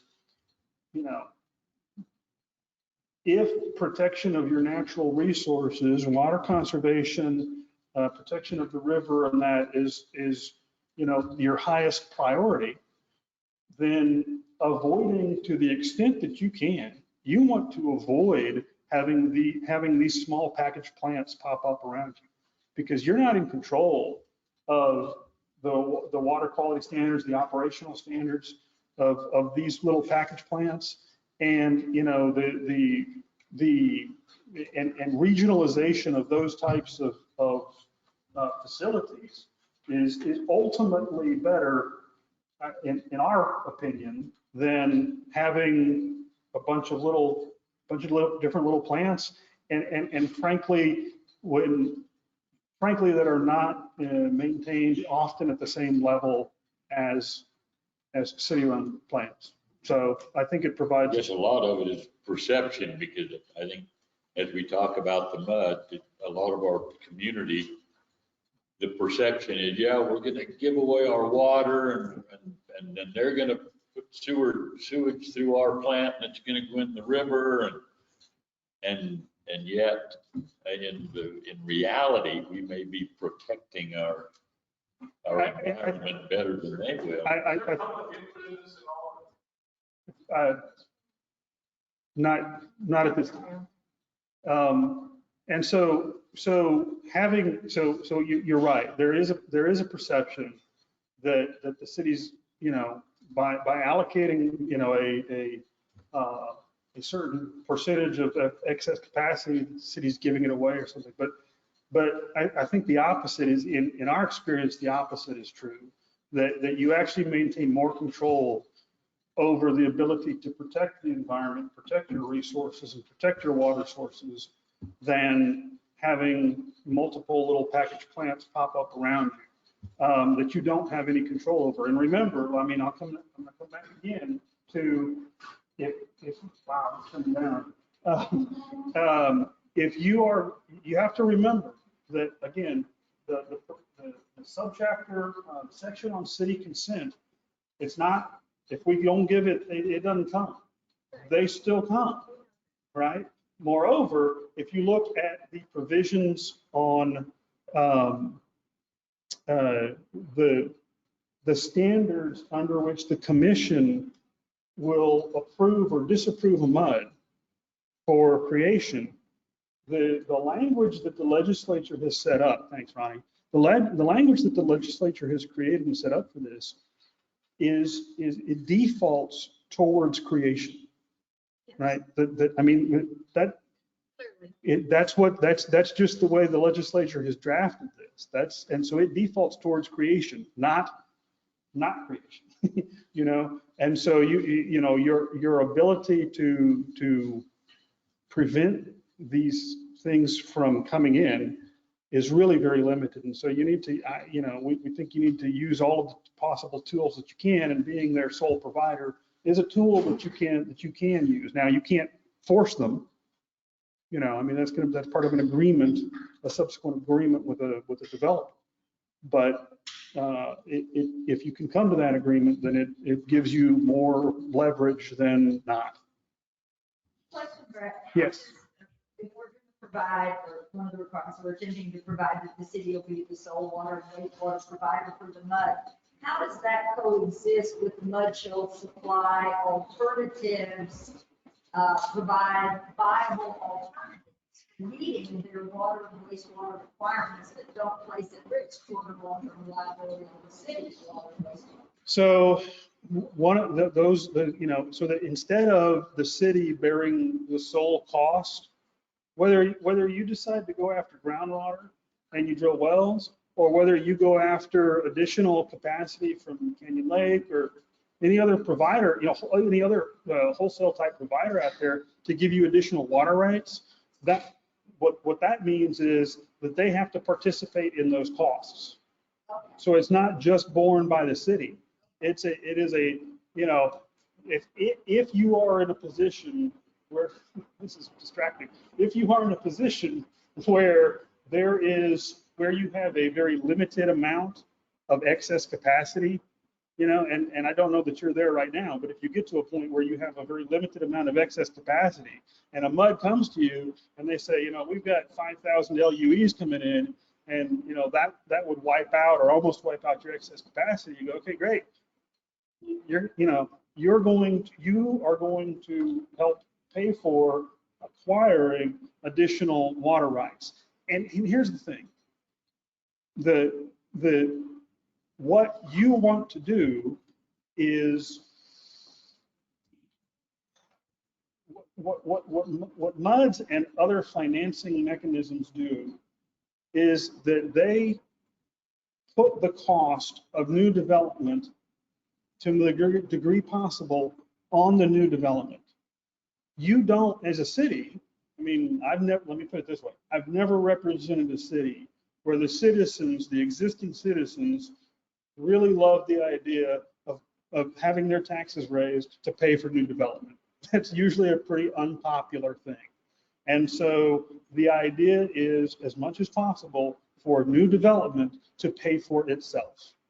And that's the position that you want to be in as much as possible, so that, yes, residents of this MUD, they may pay a premium because the water is going to be more expensive to buy, or wastewater capacity is going to be more expensive to buy. So they may pay a premium, but that is the price you pay.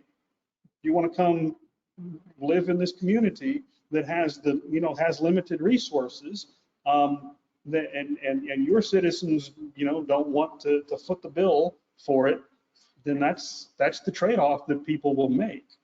And it will be in those costs, those levies or those taxes will be limited to the people inside of that MUD. Right. And so that's that's the way it's set up. One of the other things that's in here that was in here that I discuss a little bit. Well, before I go on, let me just draw your attention to what I said was with regard to the non-city service MUDs was, excuse me, that the city's policy is to impose on non-city service MUDs. The city's policy will be to impose all of the conditions that 54016E allows, and any of these others that are to the extent allowed by law. So, how much that is, it's probably not much, but to the extent that, you ever have that authority, that would be, we'll try. You can't, the answer is no if you don't ask, right? So are you talking about in addition to impact fees separate for all development versus the fees? Because I noticed in the one that we pulled from the Georgetown one, there was a formula in the back. And is that formula to calculate fees for a MUD that are above and beyond any impact fees that we may develop for development, or can we do impact fees only inside the city limits, and therefore this is specific to the MUD? Okay.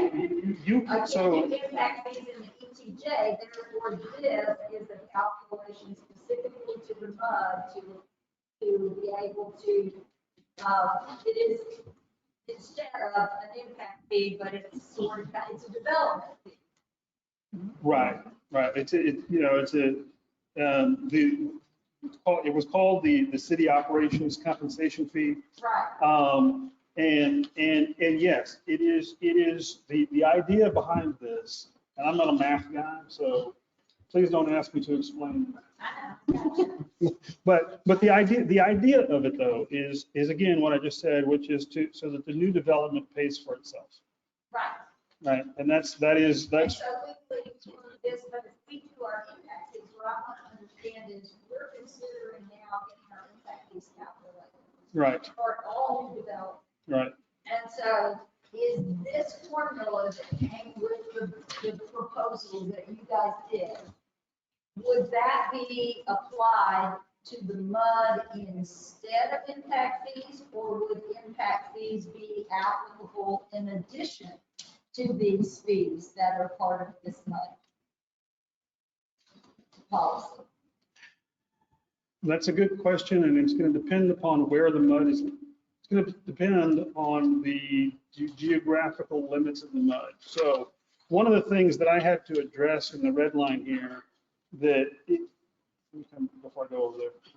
So to the degree that the city can assess impact fees, of course, your regulatory authority in your ETJ is very limited.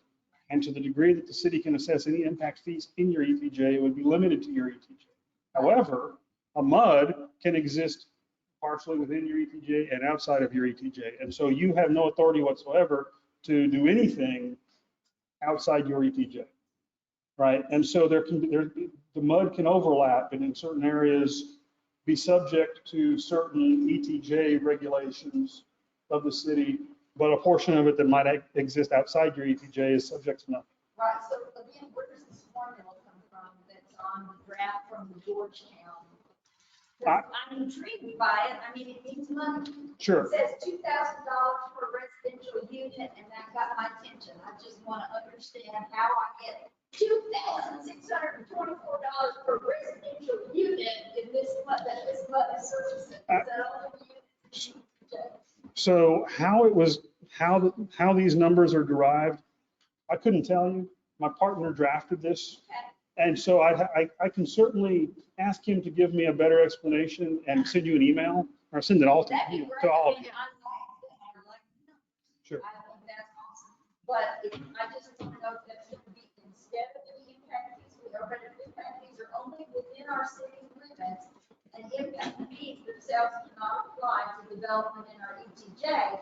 Then it sounds like this. I mean, if Georgetown did it, indicated to us it must apply to the development that's being served by the MUD, maybe only in the ETJ, but I just don't know. I want as much money as we can get, so I want to figure out where to go. now we get it into these numbers. Because I do like that. I like the formula. I like the 2,000 plus per residential unit. That's good. I think that should. I'll get some more details on how this is derived and what it means and the extent of its applicability, and I'll send that out in email to everyone. Yes, ma'am. In thinking about Dripping Springs and their impact fees, sure those were not all within the city limits. No, they have development fees. Yeah, as well. but they called them impact fees also, and that money went straight into their parks budget, as I recall. Something like that. They have a certain fee they charge that goes toward parks, they have another fee they charge that goes towards something else. Got a lot of fees. Got a lot of fees for those muds to come in and drip. They do, yeah, they do, and you know, your ability to, oops, I'm sorry.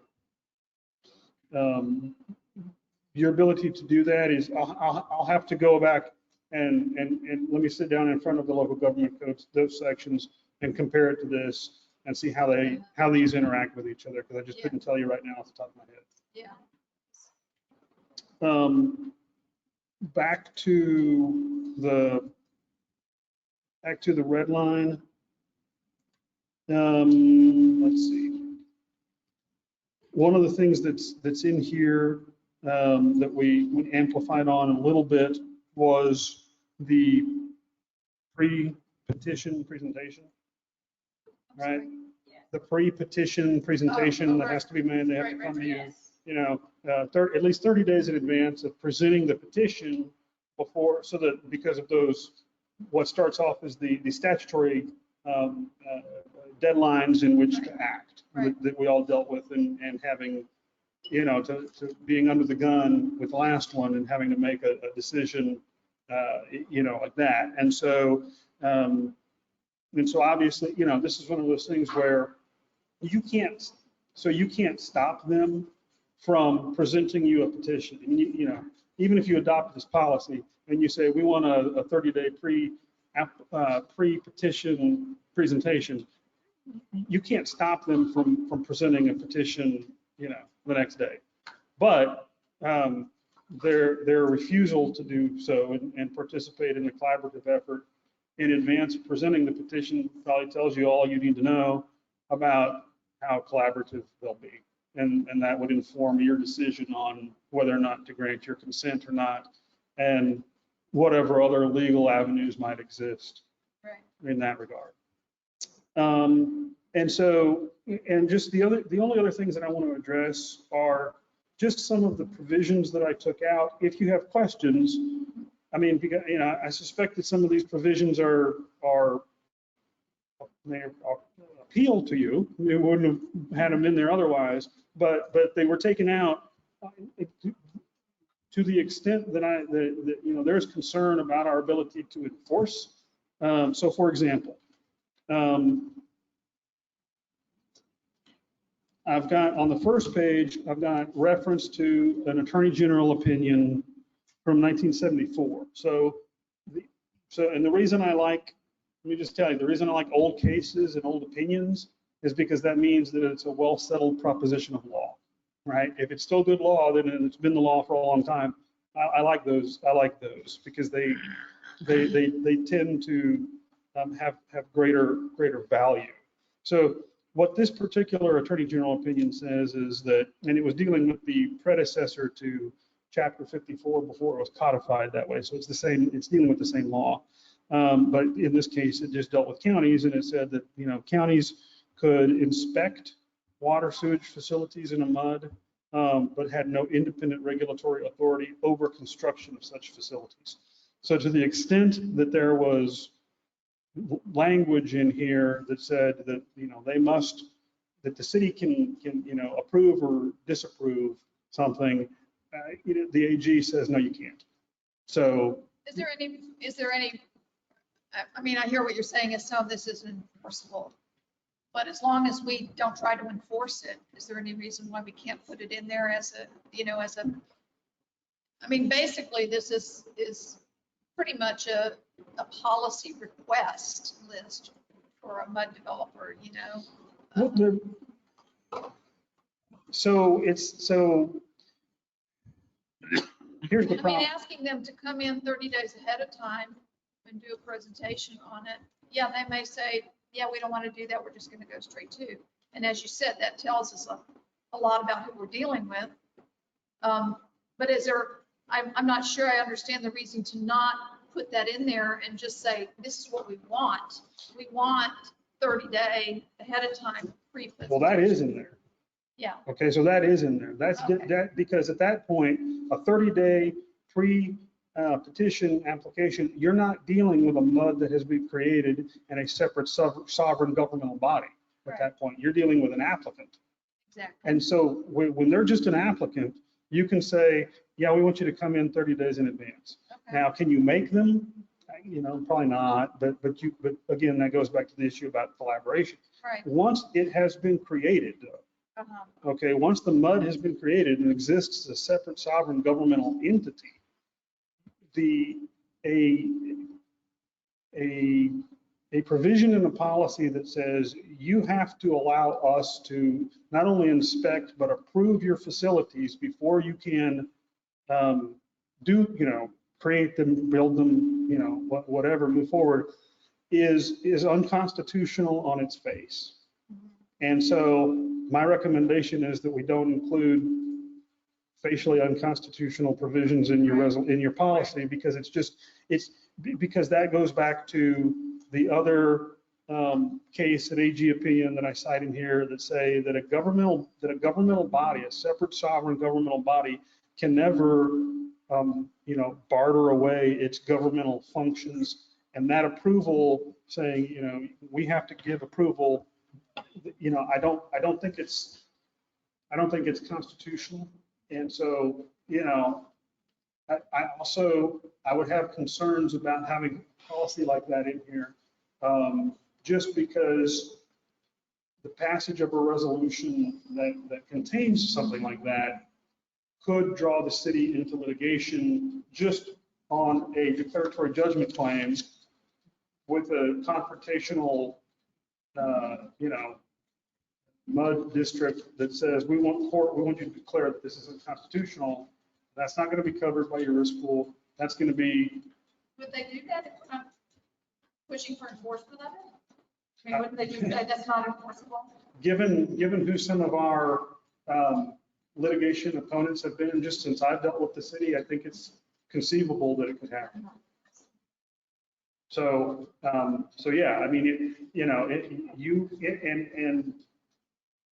so any petitioner would theoretically have standing. They come to you with a petition and you say, here's our policy. I mean, they would have standing to seek a declaratory judgment action that this provision of your resolutions, unconstitutional. And I think it's a risk that isn't worth it. But at the end of the day, if you as the body decide that you want to put that language back in, then you can put it back in. I just want y'all to understand that it might come with some potential exposure. On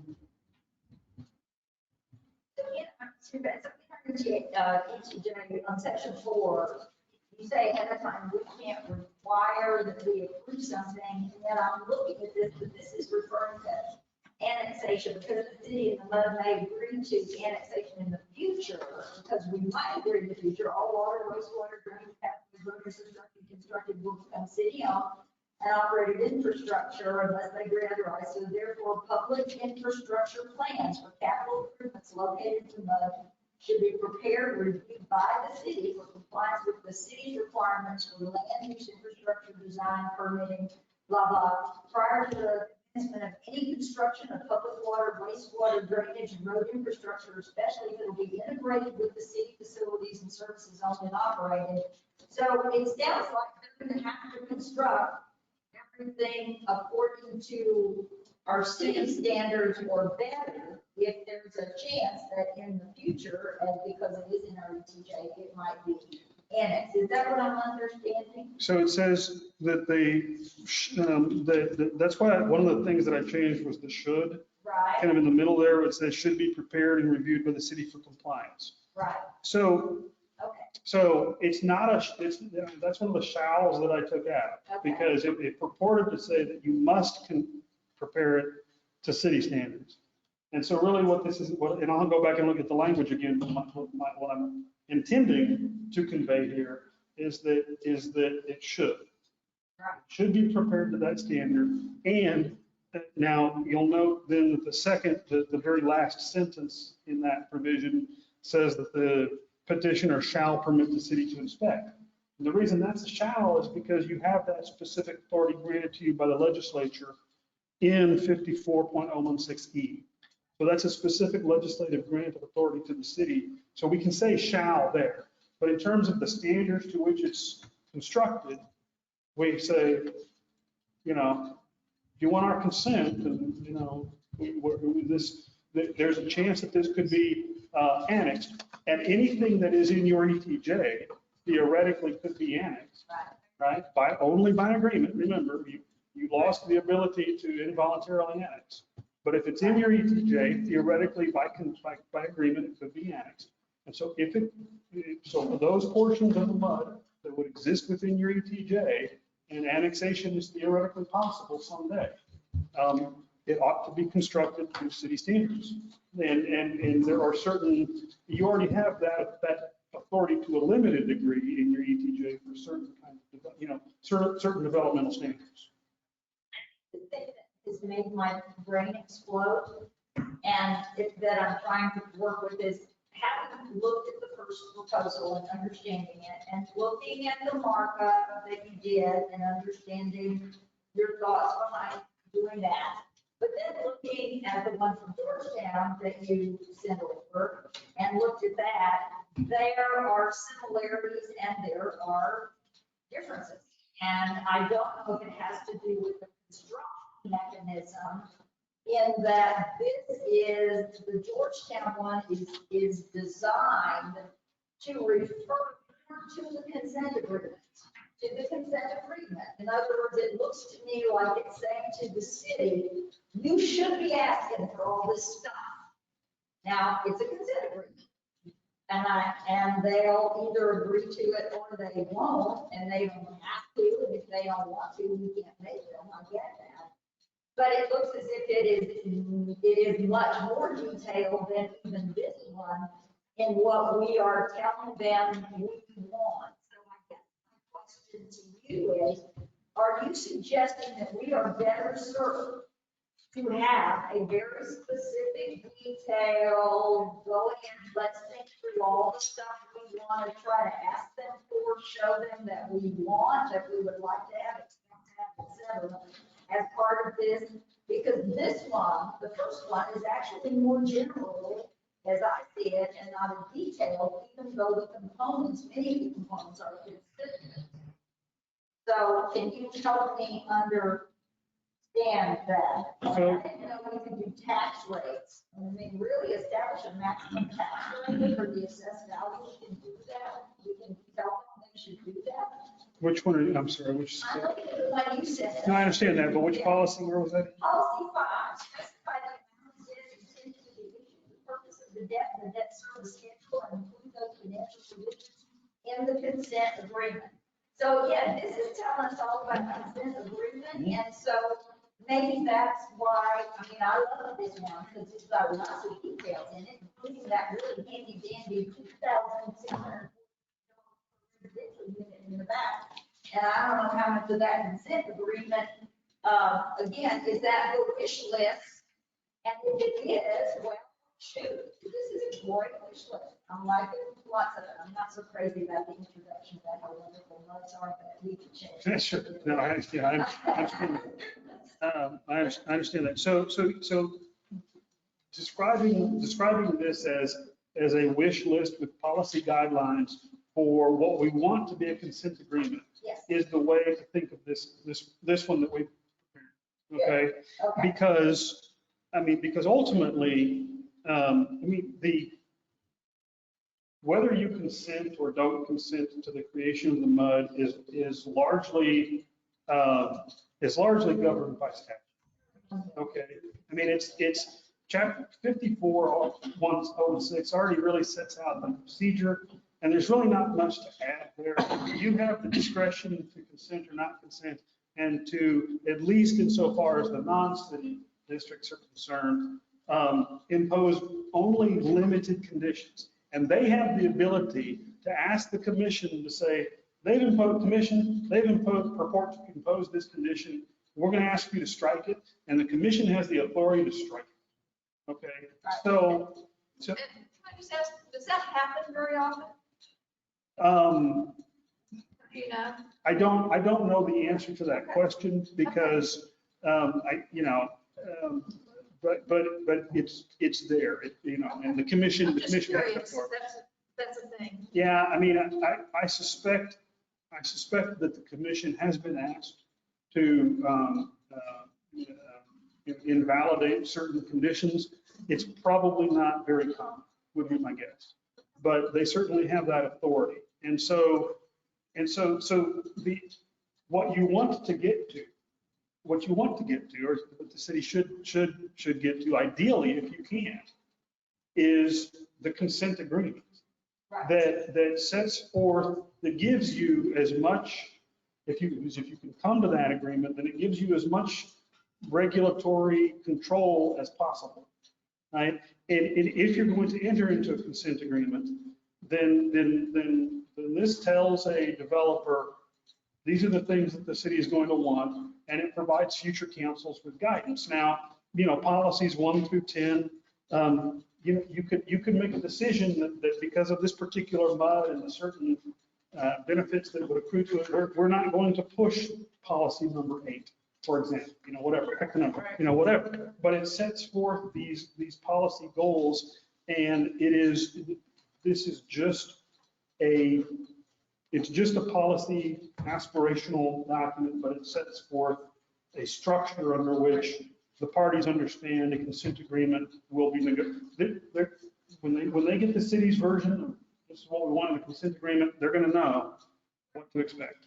Now, they both have, these are both, there's nothing wrong with one approach or the other. And in fact, you could, I didn't have time, but if what you wanted was the two to be melded together, we could do that, right? And actually, I suppose it would be fairly easy to meld the two together, because you could adopt something like this and include a provision that says, and for consent agreements, look at this. So it would be a fairly, we could do it just sort of in a cut and paste kind of easy way to go about that. But I think this document that we prepared would ideally get the city to a place where you have as much regulatory control as possible, because it ideally gets you to a consent agreement that achieves some of these goals here. Whereas the red line version is more of a procedural. This is more of a procedural mechanism on how you get to council and what we want to see before you file a petition, or once you file the petition. Whereas this gets into the nuts and bolts of okay, you've gotten our consent. Now let's get to the development, the consent agreement, and collaboratively work together. So they work together. The only thing that's what's making me crazy is like I wanted part of this and I wanted part of that. And what I see in here, what I is on to this is a policy 11 that I just played with, got it because it's similar to what's in here, but that's the procedure for a mud petition to the city of Blanco. And that's the part that says the application meeting is 30 days before filing the petition, and you gotta do this and you're gonna pay for fees. And so you already showed that to us over here. We put the 30 days in. But that language was not on the original one that you gave to us. Right. So like if we could put something, so that's why I see the cut and paste. I see things about the 30-day pre-application thing that wasn't on here. I love this formula to the money for the residential units that is not here. So if we can pull it all together, I don't know if council has any feeling. What it looks like is this is the official, we're going to ask for these things, this is sort of where we're going. This is much more detail or guidance for a consent agreement once we're negotiating. Correct. Correct, Gotcha. yeah, Okay, right. thank you. That makes my brain not Makes my brain hurt, that's two things.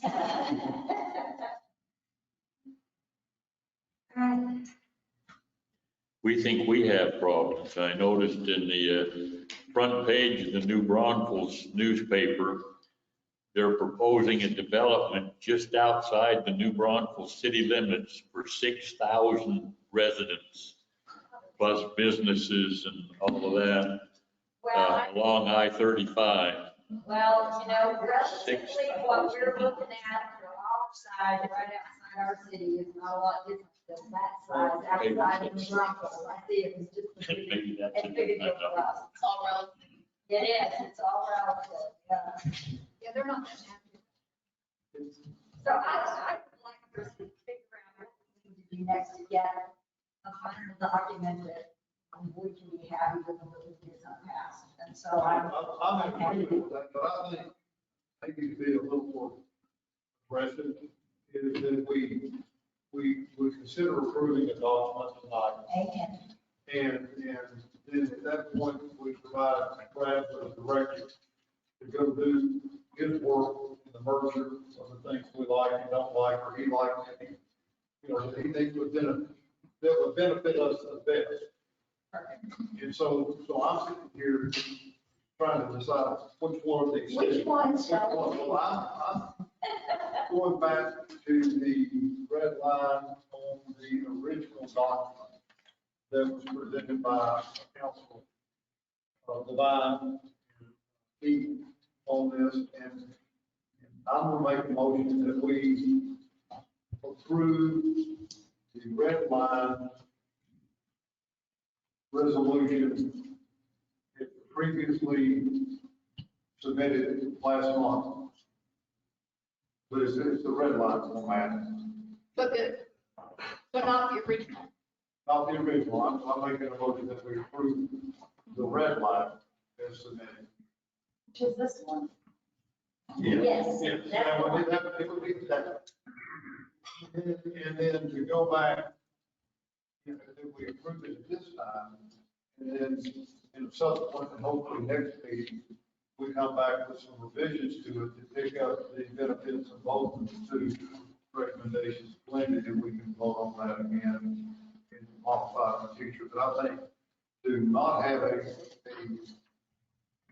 mud policy is not in our best interest. So that's my motion. I second. Okay, is there any discussion? Well, the only discussion I have is this is the first time I've seen this red line, so I did all my homework on the draft that Mr. Bullock did, so, I mean, I don't feel comfortable passing it, and my vote will probably be no, just because I've just seen it, so. All in favor?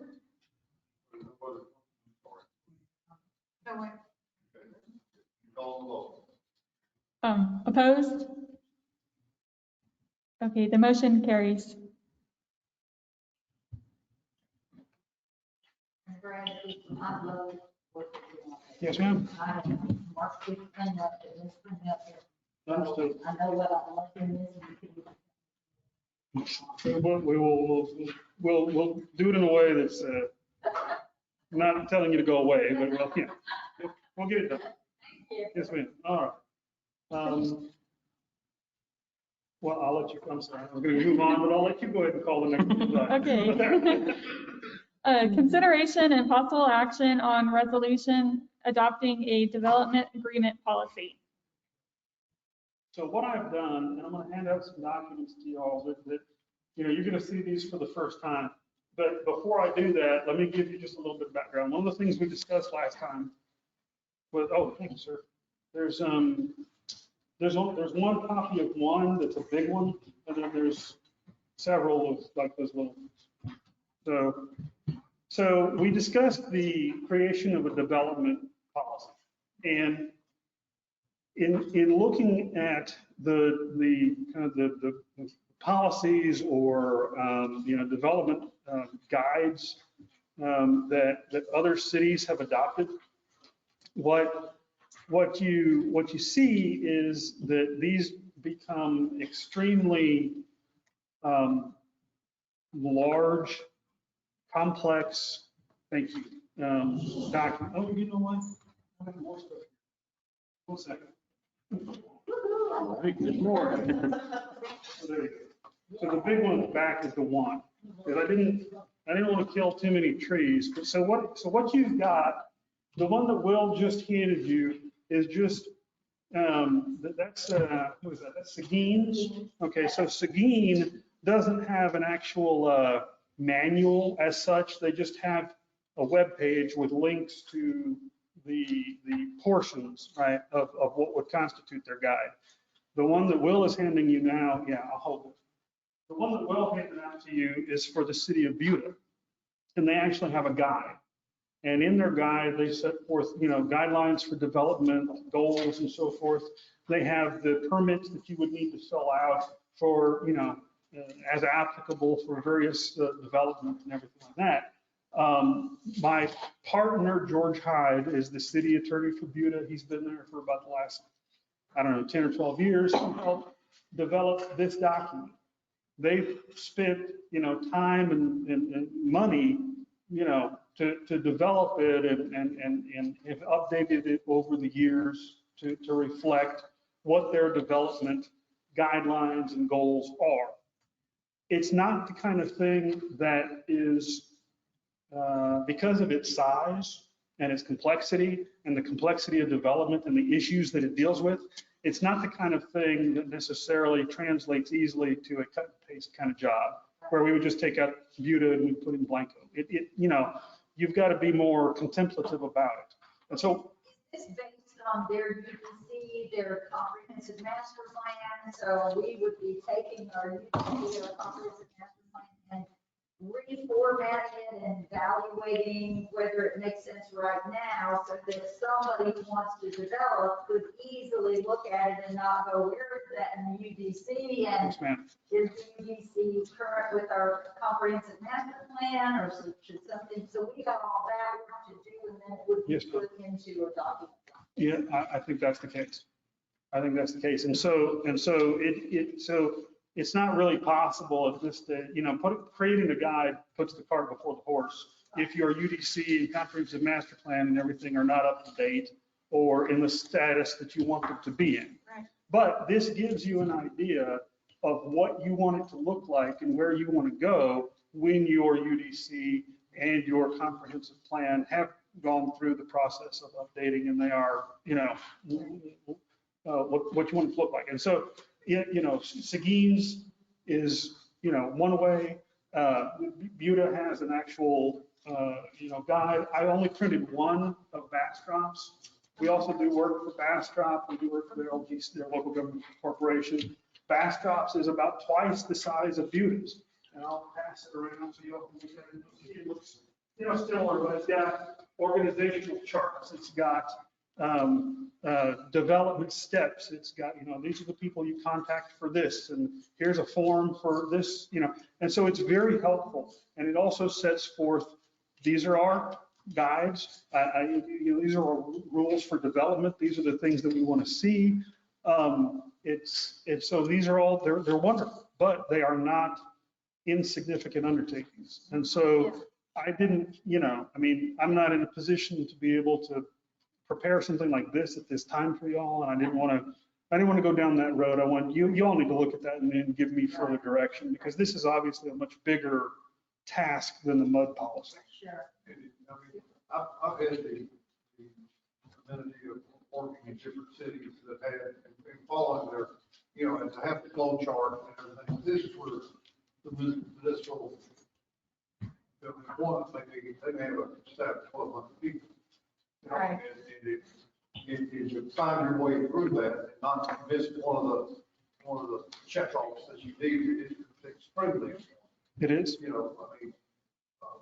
looked at the initial one to do, and they've got more departments, we can stack.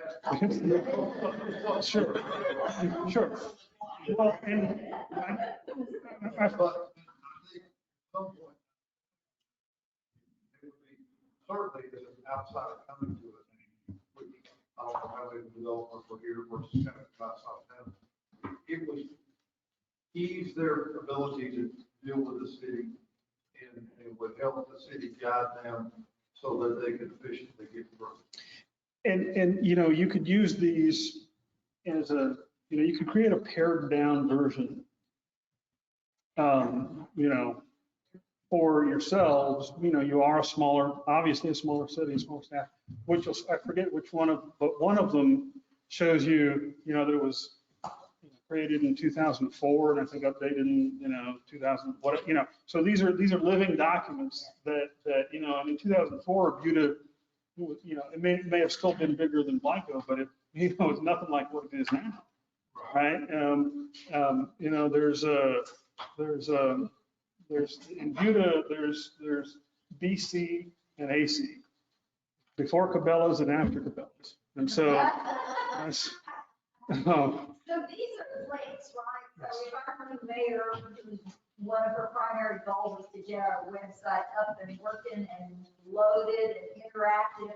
So rather than create these massive documents, if we had everything they needed with links that would take them right to what they needed to find, Right. that might be a nice, that, quickest and easiest way Right. to do it. yes, ma'am. That's why I gave you that's why I wanted to show you the Seguin version, because the Seguin version is a little easy. That's a quicker creation process. You know, all you need are, you know, here's our UDC, here's our form for this, here's our form for that, and you put it all in one place on your website, and that's a good start, Yeah. right? And then from there, you can begin to build something like what Buda has.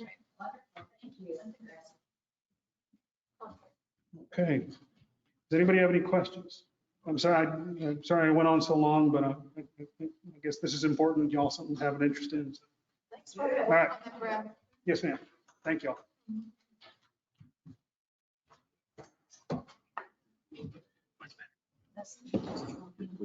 We're gonna go on to new business.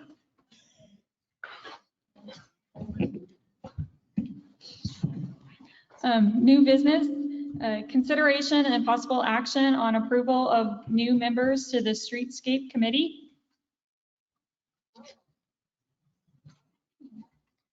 And that was in the packet.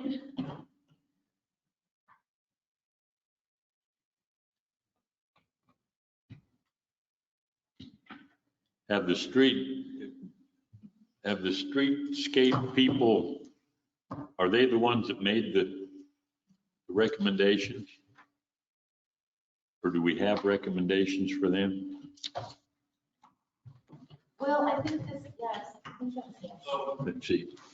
Their recommendation, what I'm saying, Keith, is that I'll be the liaison for the council to the committee, and Ronnie will also be a liaison for purpose work. It's a public acknowledgement of who's on the committee and who's with the city. I don't think it's really more an action item as much as it is an acknowledgement to city council and to the public who is a part of the Streetscape Committee. Yay. And congratulations. So, this is my first time being a liaison. We had an MOA, which was a memorandum of agreement between the Keep Blanco Beautiful and the city of Blanco, Texas. I believe it was signed in 2010. Yes. And we would like to update that agreement and have it ready and signature at our next council meeting. All right. Started as a liaison immediately after appointment. Councilman Smith, on the updates that you want it just updated date wise, or you have change, do y'all have changes to make to it? Either way, if you'll. She thought we needed to just redo. It could be the same agreement, we just need to reestablish.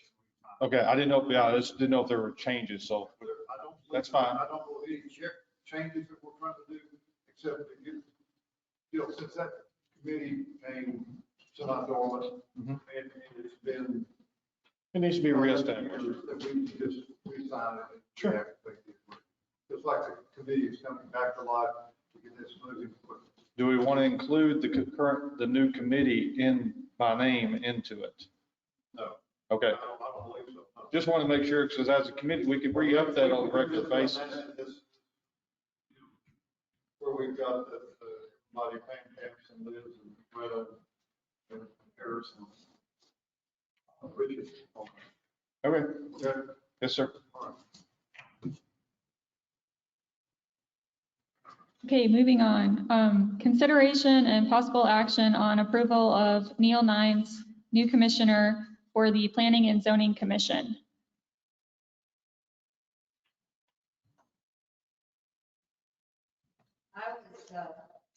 Neil was here earlier, I think he finally decided that this was all the fun he could have for the night. But I was at the Planning and Zoning Commission meeting when he was interviewed by the commissioners, and he was present and presented his desire to serve, and Planning and Zoning has sent this on. So based on their recommendation and their request that he be added to that seat, I think this is an action item, so I would move that he be appointed to the Planning and Zoning Commission. Is there a second? Okay. I'll second it. Councilmember Devine. Is there a discussion? Just a comment in that, sorry, that there'll be 2 more coming, thanks to Rachel. 2 more spots coming for next June meeting. Those two did not show up at the meeting when their nomination was considered, and so the commission did want to be able to at least interview them and discuss that prior to their meeting with the council. So And maybe a third. All in favor? All opposed? Motion carries. Next, we have consideration and possible action on approval of Mayor Pro Tem for the term May 11, 2021 through May 2022.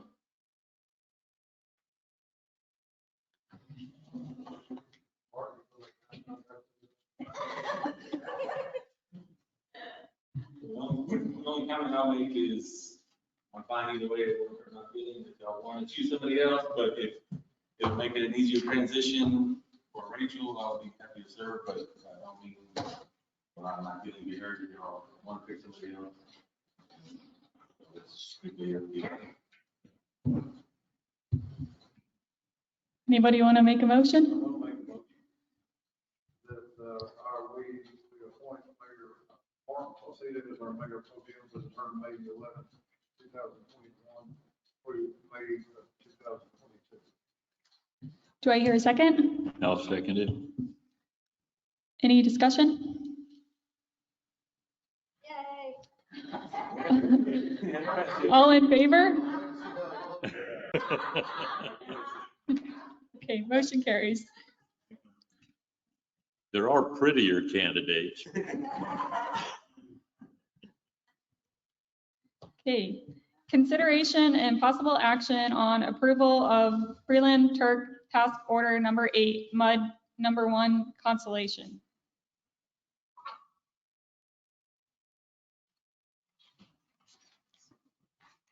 As we discuss items that with the MUD that involve infrastructure with our water or sewer plant, this is just a task order. I was going to suggest a roughly $2,000 limit to it. That way, when y'all need to call, anybody needs to call and talk to the engineer to get information, the task order is in place. Since this is such a hot item right now, as it applies also to any questions that may come up, which I thought would come up with the MUD policy and ordinance. Just for reference for new members, we work off a task order oriented agreement with the engineers. They don't do anything without a task. This seems sort of broad. Well, I'm trying to understand, consult and advise the city on development matters, attend meetings and development conferences, reviewing, negotiating developer agreements, assisting in developing.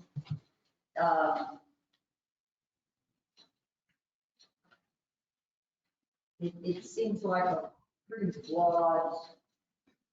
I mean, is there an immediate demand for this? We don't have anything on the table at this time that requires this action. Not necessarily. I mean, but if we're going to discuss anything that has to do with infrastructure, then it would fall under this. I mean, technically, we have task orders in place that apply to the wastewater treatment plant and the water treatment plants. This is. I mean, this is, system, negotiating a preliminary developer agreement. And I know Tom, and I know his farmer and everything, but I don't know what their experience is doing. Well, this is just simply as it applies to infrastructure. It's not to do the negotiation, and we can make the changes to that. This is simply, if there's a question that's beyond me and Ronnie that has to do with the lift station or the water lines or things like that that apply to this, then it goes to them. I think we would want to restructure this because this talks about receiving proposed development submittals, plats and plans and reviewing them for conformity with the current city unified development code and ordinances. And this is a lot of stuff as opposed to just being available to answer basic water, wastewater infrastructure questions. Put a dollar limit on it. You put a dollar on a limit on it, so it's just as a consulting side of it. So there are certain things that questions have to be asked in the process of discussing this, just like there is with anything else that we do. And you could even tie this to, sorry. Go ahead, I'm sorry.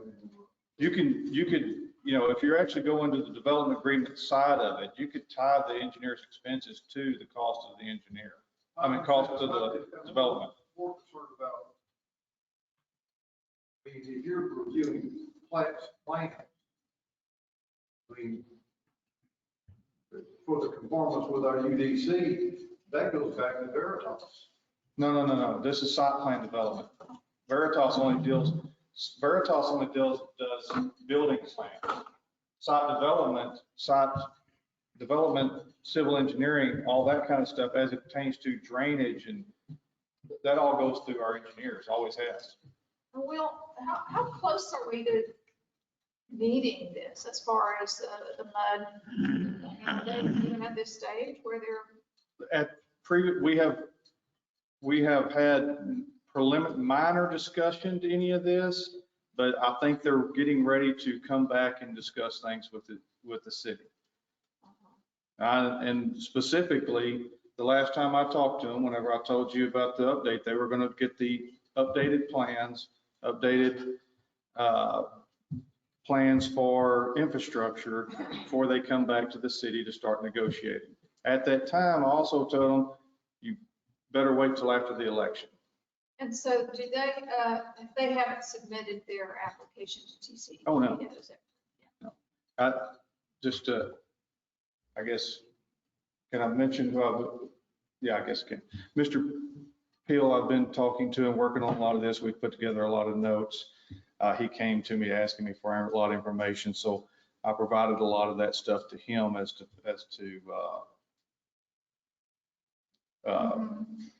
you may be aware. I am aware. Okay, so Mr. Peel's the involved. seniors report and all that kind of stuff. I don't know, and nothing against our current engineers, but we're looking at a smaller office that's been really giving us a lot of their time, helping us with the water treatment plant and everything. I might feel more comfortable going out for an RFQ and looking at our options. We're going to be doing this.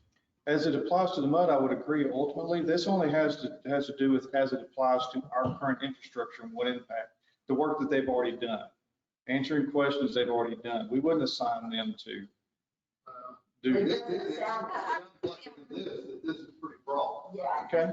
I think it just needs to be restructured where we represent what it is we Specifically. actually want them to do, because this sounds like you're going to be our consulting engineer for any development. They have been our consulting engineer. For all developments, for plating and UDC, conformity and all of those things. For how long? 2 years. Maybe longer, and I would just add, so This is actually signed in 19. August of 19 was the agreement determined to be a city engineer on task order services only. Okay. And everything's been working, operating on a task order services only. And I would just add from my perspective, there are, so for example, there's an issue that's on, your concern is this is how broadly this is written. My concern was, maybe it's not broad enough. And the reason is because there's an issue that tonight that we discussed on the executive session. And there are legal questions on it, but there are things that pop up where I need to pick up the phone and call Tom and say, hey, explain the Why don't engineering. we table this till after executive session? Sure. All right, I'll make a motion to table this till after executive session. A second. All in favor? Okay, we'll table it.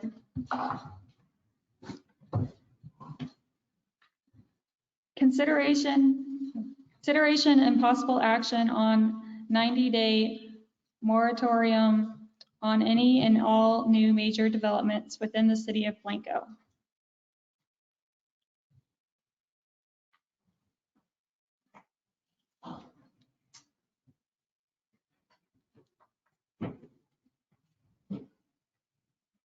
I'm not sure what the genesis of this is in order to got it on the agenda, but I just wanted to, I have some information to share with council regarding moratoria that before you take any action on it. So I don't really know what this is about. I haven't been consulted on it, but there are some legal aspects to I agree. approving them that you need to consider and know about before any action is Right, taken. and I think, we have to make sure we can justify it. It has to be related to available facilities. We have to post hearing, we have to have 2 hearings, one in front of planning and zoning, one in front of council. It can't exceed a certain number of times, and you have to have a written justification for it and all of those things. And so I think, but I feel like, and we've talked about all those things, but I feel like the justification is there because it's the matter that if additional development is approved or we begin to enter into some additional development, we don't know right now whether we are going to have the infrastructure capabilities to support that new development because we're looking and evaluating now because of what we're looking at with phase 2 of our wastewater treatment, the growth, there seems to be some differentiation in our different ideas about what we can handle or can't handle. We've got stormwater issues and drainage issues. We don't know if our UDC is where it needs to be. We're about to revamp all of our zoning. We're getting ready to go into public meetings to rezone the city. So with all of those things up and undone and needing to be redone, it's a matter of holding off to make sure that we don't enter into a development agreement and move forward with a major development that we can't support. And I'm not sure we know right now what we can and cannot support in terms of future development. So that's how it's, I think, on the table. So let me just share with you, with council, section 212.135 of the local government code deals with the justification for a moratorium and a shortage of essential public facilities and requires written findings, as you indicated. Here, my concern, and I'll defer to Ronnie and Will on this because I certainly don't know where your capacity is in terms of percentages or anything like that, but that's an important number. And so what the take off the glasses here, what the law says is that, a municipality can only adopt a moratorium on property development if it's justified by demonstrating a need to prevent a shortage of essential public facilities. And you need to have evidence demonstrating the extent of the need beyond your estimated existing capacity. Right? And so, you know, if you're at 50% capacity, and this goes back to the question that you asked Will about the task order for Tom, which is, well, do we have any development in the pipeline right now that's you know, in application where it's already been filed? If we don't have something like that right there on the table right now, and that development that's an active ongoing development, which by the way, the moratorium wouldn't apply to them if they've already filed their application. Then it's not, and whatever it is isn't going to push you over, you know, into your overcapacity, then you probably can't lawfully enact a moratorium. But what about if we're being faced with a request that we know we can't stop to provide services for development of that scope, before we authorize another development that could have 500 houses or 600 that we'd be serving, what can we safely and effectively support? So is what we're anticipating coming with the development far enough ahead for us to say, holy cow, if we're going to have to provide for this mud, we need to hold off on approving anything else until we really assess what servicing that mud is going to do to any future development. So I have litigated the issue of development moratoria in the past. I've litigated it for the city of Kyle and others. And what got Kyle sued was that Kyle had existing plat applications for, you know, it was the existing plat applications came so fast and in such a volume of houses, you know, LUEs, that their existing capacity was going to be maxed out in very short order. And so even then, even under that scenario, they still got sued. Okay. You know, the contemplation of development isn't where you start. Where you must start, if you're going to enact a development moratorium, is what is your excess capacity right now? What is your usage and what is your excess capacity? And if your excess capacity, you know, is not approaching maximum, then you probably cannot support a development moratorium. But I hear you, but my question is, can we consider what our usage is going to be? Is the development that we know, even though they've not submitted it to us yet, if we know it's coming, can we count that when we're trying to calculate our capacity in terms of what we think our excess capacity would be if that were built out? Or is that too far in the future to allow it to be considered? Well, so right now, that's a difficult question to answer from a too far out in the future standpoint, because we don't know where this particular mud is, right? So we're kind of speculating. But let me just go back to the language of the statute, which says, you know, the need beyond estimated capacity of existing essential public facilities that's expected to result from new property development, right? Well, in terms of the mud, if you had entered into a consent agreement with this mud and you were their sole provider, and that consent agreement ate up, you know, a big chunk of your existing excess capacity, and then you could go, okay, we're maxed out. Now we can consider a development moratorium. But until you get to a point where you know that this mud, because they may not use your facilities, you may not be their wholesale provider. They may have separate water, wastewater. And so if they are a separate water, wastewater entity and they're providing it themselves, then they may impact your quality of life. You know, but they aren't directly impacting your excess, your capacity on facilities. So we have to know what usage was gonna be, and then we can. Even there, I can see it might be a problem because that, who knows how far out in the future that is, when you may have some developments within the city right now that are ready to go. Taxpayers and that part. One thing to consider, Brad, right now, our water capacity is diminished by 50%. Because we are solely contingent and we don't have our water plant back online. Okay. And that's coming back online, Ronnie.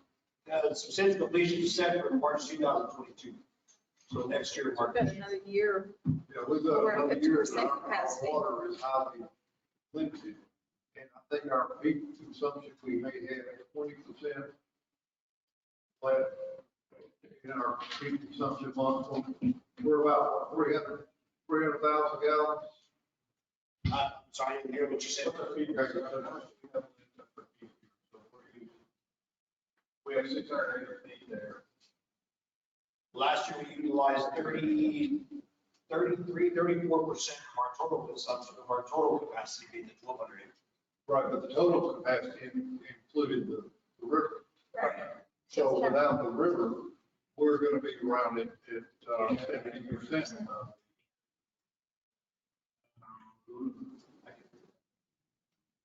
What we used last year.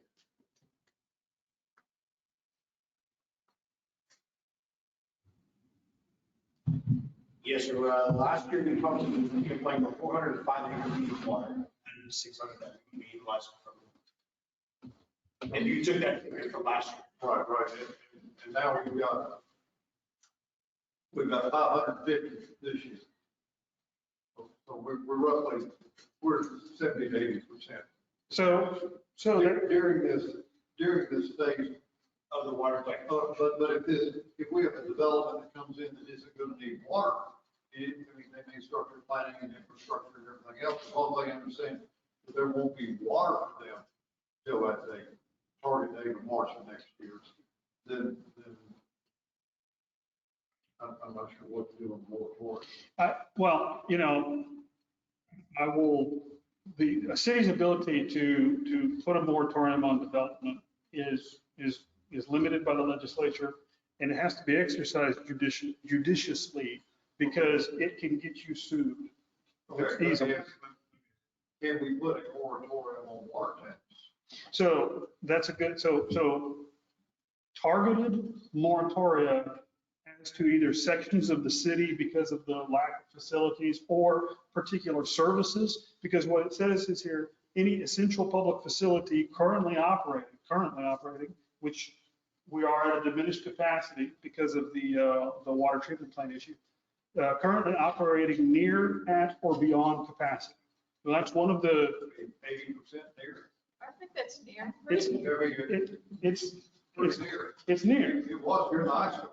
I mean, no, yeah, I mean, you're beyond. So, but remember, you're limited, the length of your moratorium is also strictly limited by statute. So if you're a year out, you can't enact the year-long moratorium. If I was a property owner that just bought a lot, was getting ready to build a house, and you tell me I can't have a permit for a year, I'd be upset. Sure. So I don't know how to approach it. I mean, I think that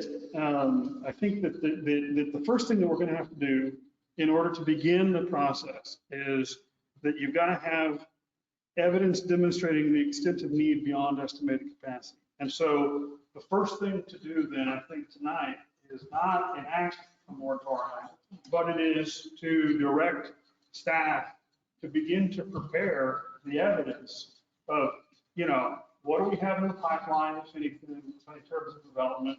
If a development came in tomorrow, which, you know, we have no idea, what would that do to our existing capacity? Where are we at right now? We have summer months coming up, and so, you know, right, I mean, we started to rain, but I mean, come July or August, right, we may, you know, that may be you know, we've got to begin to prepare that backup documentation so that we can show that for during the 3 months of summer, we can't support anything because we don't have excess water capacity. But we've got to begin to gather that evidence. And so I would direct staff, I would recommend that you direct staff to begin to prepare that, at least as to water. I don't know if there are any other facility, public infrastructure that would be impacted. The water certainly sounds like the main. Okay. I think the type of development would have something to do with it too. If you're putting in a lumber yard, you're not using a lot of water. If you're putting in a bunch of homes, then. And that's you can limit, you can also, the more narrowly drawn the moratorium is, the more likely it is to, I'm sorry, the more narrowly drawn the moratorium is, the more likely it is to succeed any challenge, right? So, Make it by geography, a certain part of the city. Or the kind of Make it development. By type, like multi-residential platting or. yes, yes, but yes. But I wouldn't limit it to just multifamily. I would limit it to residential because you have But again, it's not like you can't build a home if it's one house on a lot, but if it's gonna be multiple, so it would be density linked. you could, again, the more narrowly defined it is, the better. And it is, you know, it narrow in scope, narrow in uses and in facilities, right? And so that's better, but not so, but because of Fair Housing Act implications and civil rights implications, which I've also handled those kinds of cases for other cities, it's not advisable to limit it to only multifamily. That's not advisable.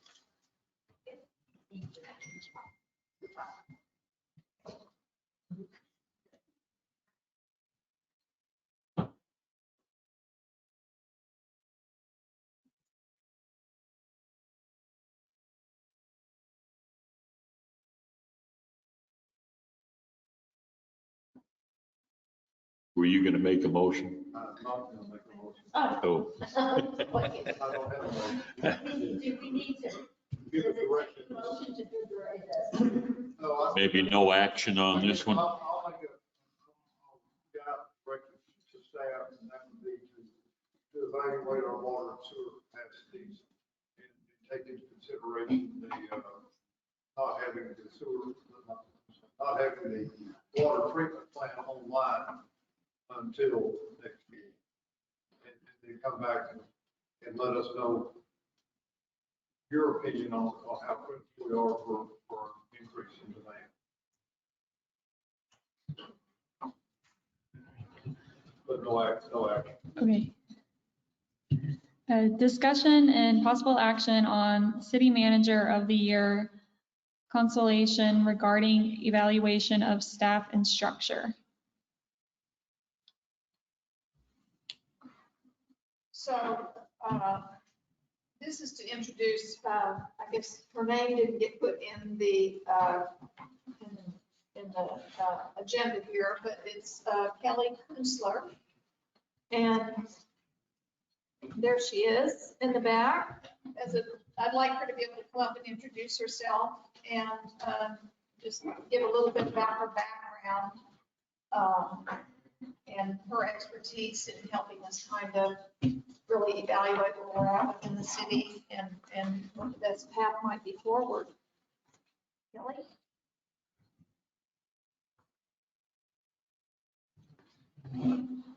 Good evening, Mayor Council.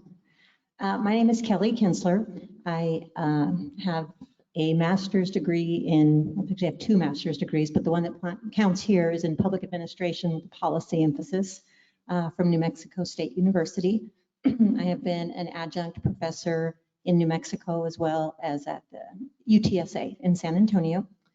I have been the equivalent of a cabinet secretary in New Mexico, a statewide director, county manager, and a city manager. So I have a lot of years of experience running government agencies, basically.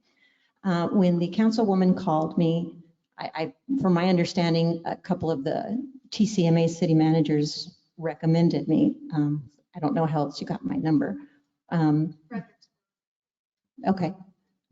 So anyway, the councilwoman called me, and my understanding is what we are going to do here tonight is just listen to what your concerns or staff concerns are with regards to the administration of the city, and determine whether or not this body is interested in a analysis of city operations, an analysis of positions, an analysis maybe of your organizational chart, your policies, your personnel manual. That is my understanding as to what you all would like to discuss tonight. Yes, and I just want to say that I spoke with the representative from Fredericksburg as well, who said, and I will say this, that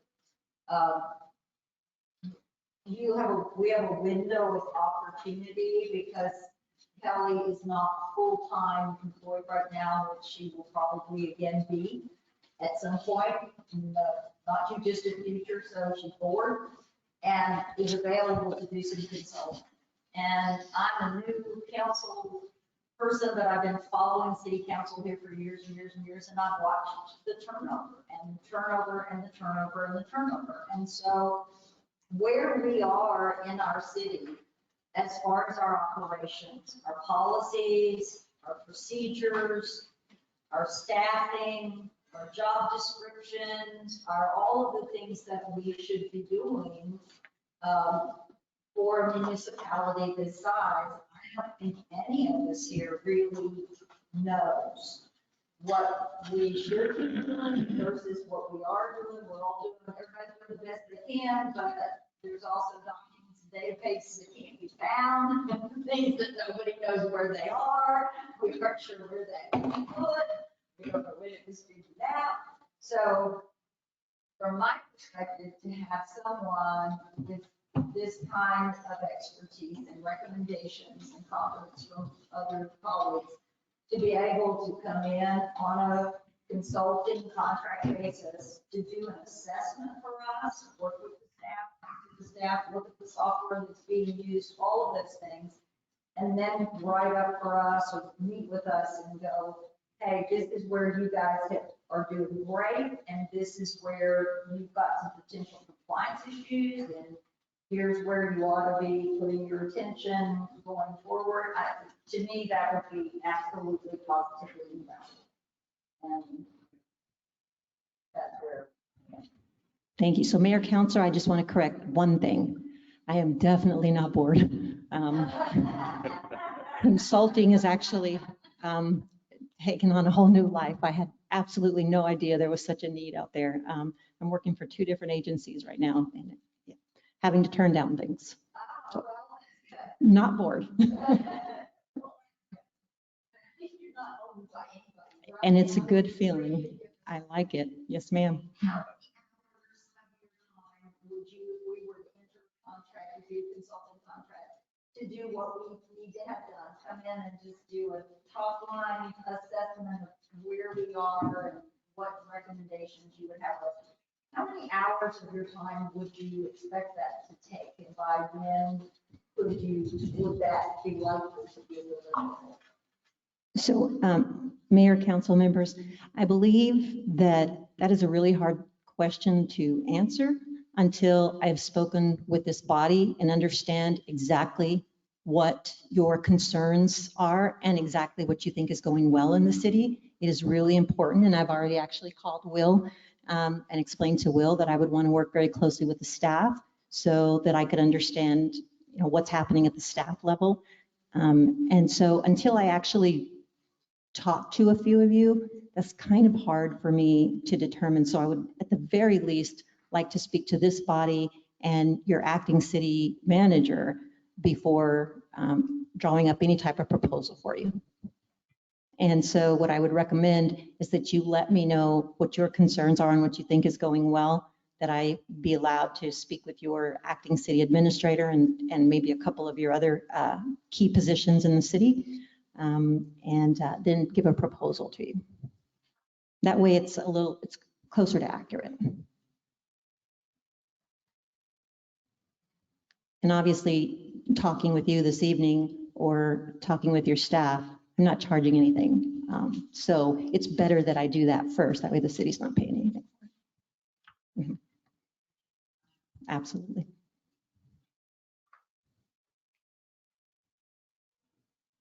I will make a comment that I did question your resume and had a chance to talk to some people that you can work with before. Okay. And everything that I heard was very positive. Thank you. And you did a good job picking who you put on your resume. That's a good job. I tried to put a diverse group of people in there. Thank you, Counselor.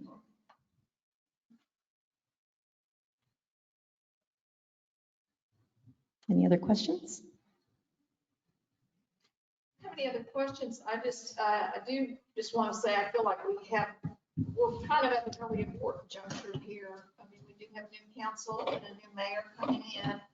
And I just feel like having that kind of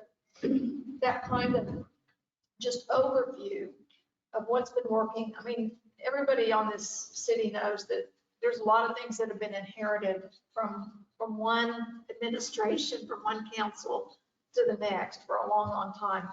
But I think we're starting fresh with some new mayor and council, and we can come in and, you know, we've got issues with finance, and, you know, there's a lot to look at. We have someone with some background and some expertise in helping us sort through what's the most critical things to be addressing.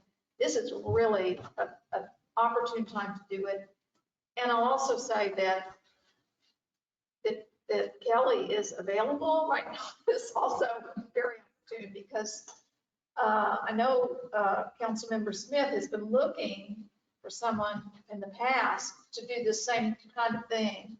And there's just not, by the time you find them, somebody has snatched them up. So, Mayor, Council, I think that's a really good point, actually, because recruiting agencies, just because I resigned from my prior position, they call often. And so when they know a city manager has left, yeah, they're calling often. So that is really a good point.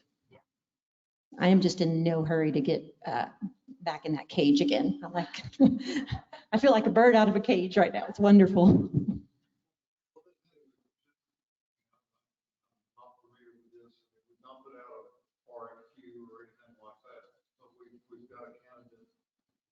I guess if we hire a contract labor, then we don't have to do an RFQ, is that correct? Somebody help me with that? So I was going to quote state law, but actually I think your attorney should quote state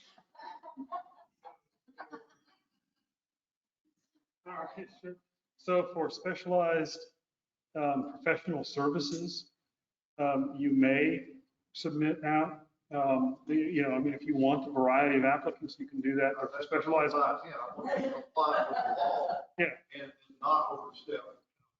You can directly hire specialized services, specialized professional services. You don't have to bid it out. You may, you know, go through the RFQ procedure, but you don't have to.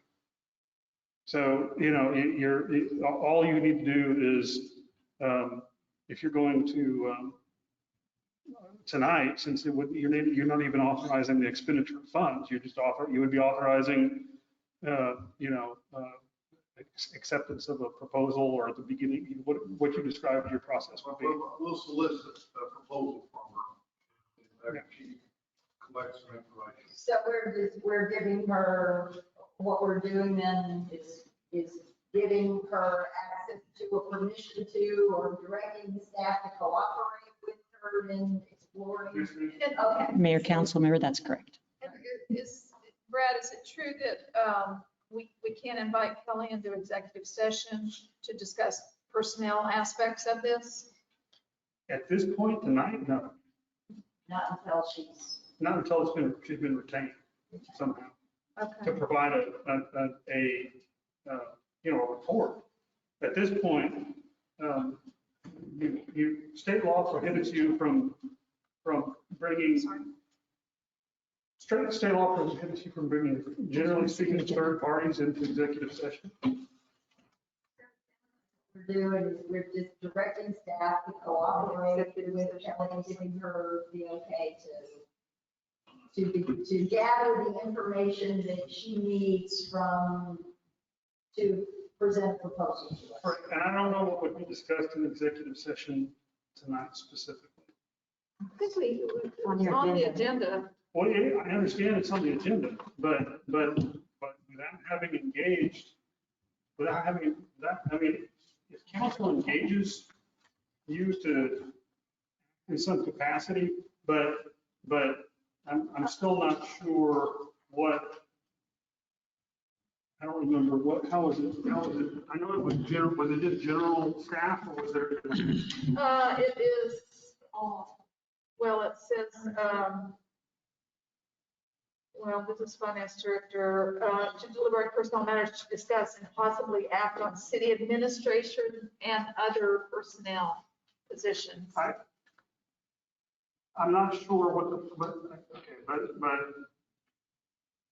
I would not recommend it tonight because I don't think that it would be, unless there's an agreement to retain the individual to act in an advisory type capacity. Well, it doesn't sound like we need it, but what I'm hearing is the general consensus is we want to solicit a proposal from you, and in order to get that proposal, we need to direct staff to cooperate with you, give you access to talk to whatever, I'm not sure quite how to say that, so that you can get enough information to give us a proposal.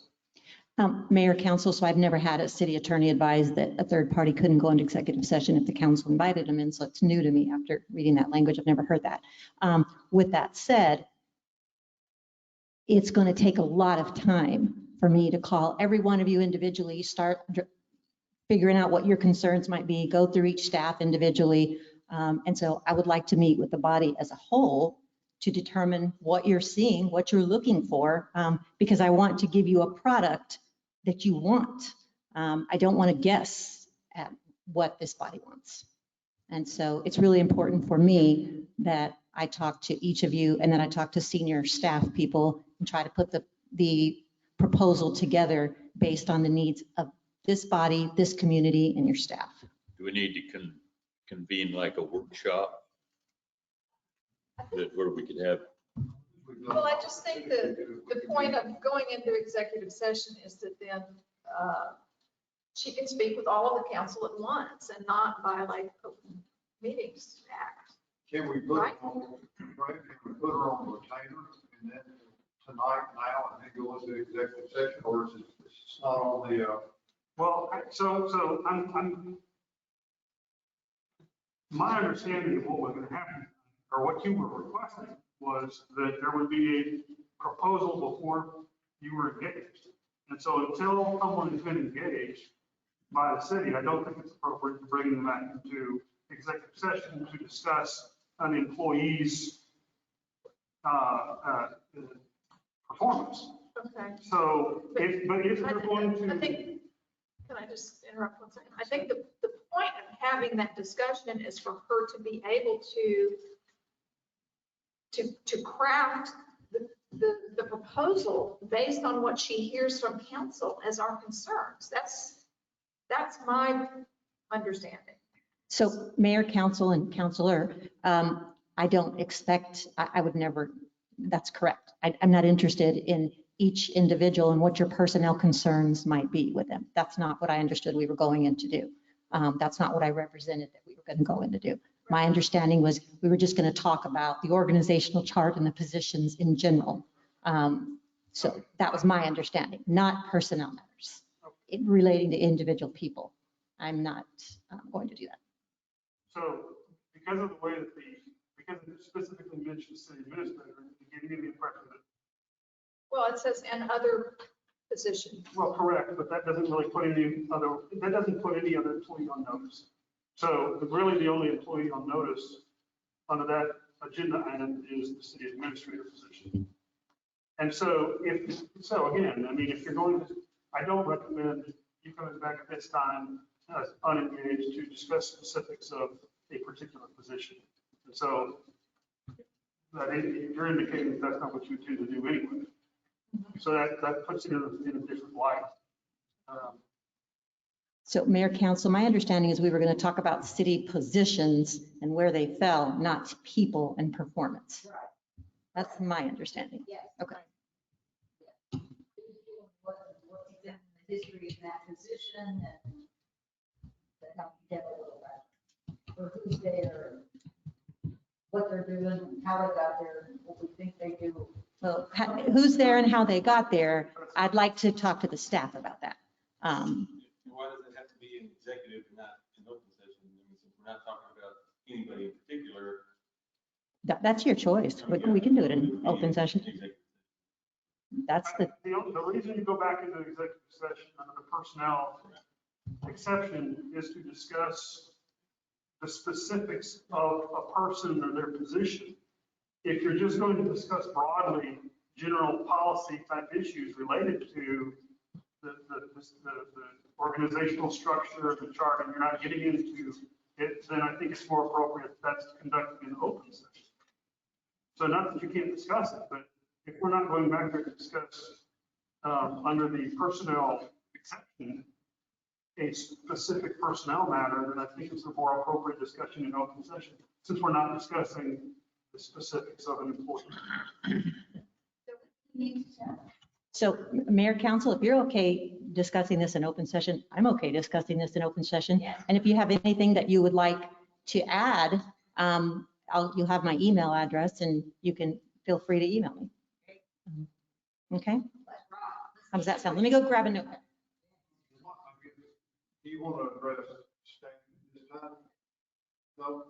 Mayor, Council, I'd like to actually call or visit staff individually. If that's okay with you. If you want to talk to us generally. If you would like to collectively tell me what you would like the proposal to look like, I would be good with that, and I believe your attorney would be good with that. Well, again, since I can start, and others can try. Let me grab my notepad real quick. Thank you.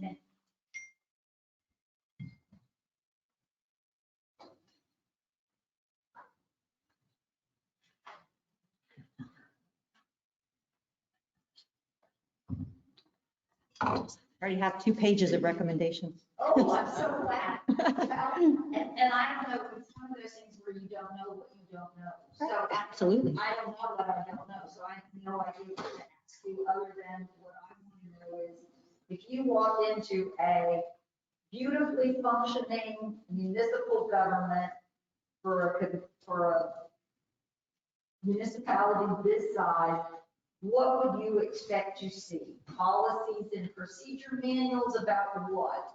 Records kept in what way? Job descriptions for what? Staff members, what would you expect to see in the staff, and what would those, because one of the things I was even thinking that I want to do is to meet with all of the staff people to say, what do you do all day? And of what you do all day, what do you think is really important, and what do you think is your job, and what do you not believe ought to be your job? And that's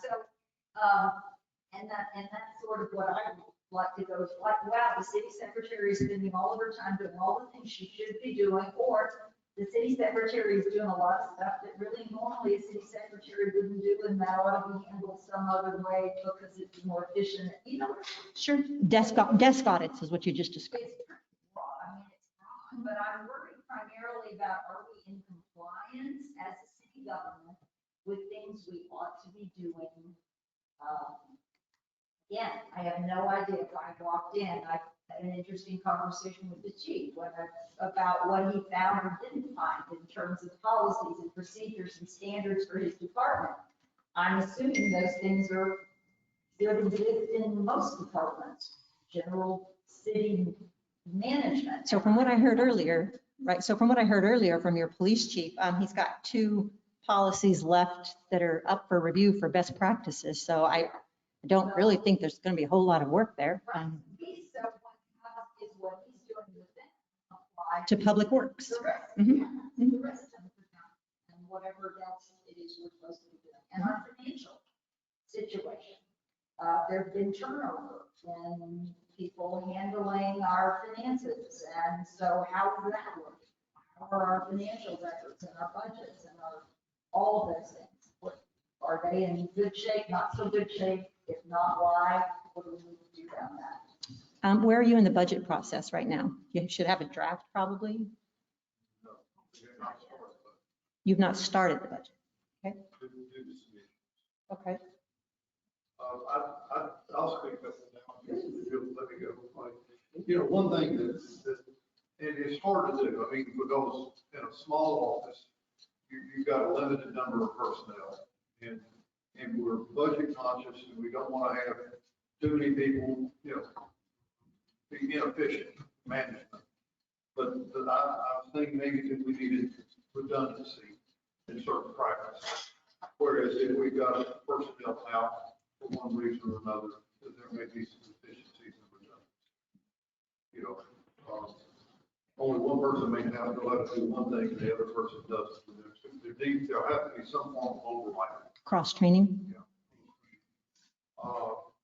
you may want to look at certainly nothing against our staff, but unfortunately, the tenure with some of them is short because they're coming to help us now. Mm-hmm. And they're, you know, exceedingly pleased that they're coming to help. But we've got limited, I mean, it's like changing boards at a church. You know, when the preacher leaves, you can't ever find the blueprints. He took them with him until they were in his bag. You know, things like that. And that, we need to do a better job of retaining our employees. I feel like that's critical. We've had in the past some dynamics problems within the office. Maybe who reports to who and who's my boss and why is this person giving me directions when. What's that? No, but there's been a history of that. Yeah, it's hard to just, you get a close knit group. Yeah, you can usually work on that with an organizational chart. Can we get the telephones to work? Not for me. Can't. Somebody has to teach me how to work. What other? Rachel, did you have any input as incoming mayor? Anything on your wish list that you'd like to kind of about or anything? Well, I mean, just like Connie said earlier, you know, I'm new. I want to know what everybody does every day, you know, the basic daily tasks and stuff like that, just to understand what is going on and what everybody's role is, because I haven't been able to find like an actual, you know, job descriptions of the actual positions. So that interests me. And Mayor, if they don't exist or they're old, we can update them. We can absolutely. I have that at the top of the list. Anybody else? I think procedures are big just because of when we do change, you know, every time, like they were saying, every time we get a different mayor or different staff, it's hard to, like, who did what and how do we do it? So if we had those procedures that, you know, stone and flow charts on, this is how we take payments, and, you know, that way, because we are short staffed and at any time, you know, somebody leaves, you know, get somebody to replace them. I think it's like recently, maybe some people had some verbal agreements that weren't contractual agreements with outside providers like this year. And then the mayor changed and they came for payment. Didn't have to be returned. It was close. And we want to avoid that. The redundancy is a big one too, just because we are short staffed. Like,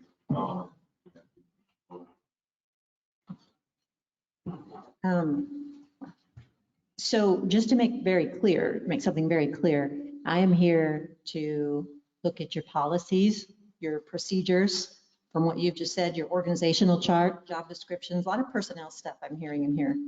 Possible desk audits after I speak to some of your directors and your acting city manager. You need to get a budget started. The budget process seems that I have a star by that one. That one is concerning. Does this council ask for citizen input in your budget? Yes, it's not as much as we should. Okay. We have budget workshops that are open to the public, Mhm. but not often enough and not at a time that's well announced that people can come in. So that is a goal for me as a new council member, is to hopefully encourage the council that we do our budget process very transparent. Are your positions paid positions? Not the mayor's either. Yes, yes. The mayor's, because you're a type A general law city, but I couldn't find anything else. So that was my next question. Sure. We're paid and not. Yeah. Yeah. So there's a small stipend, 300 for the mayor in a month and 100 for the city councilors. Okay.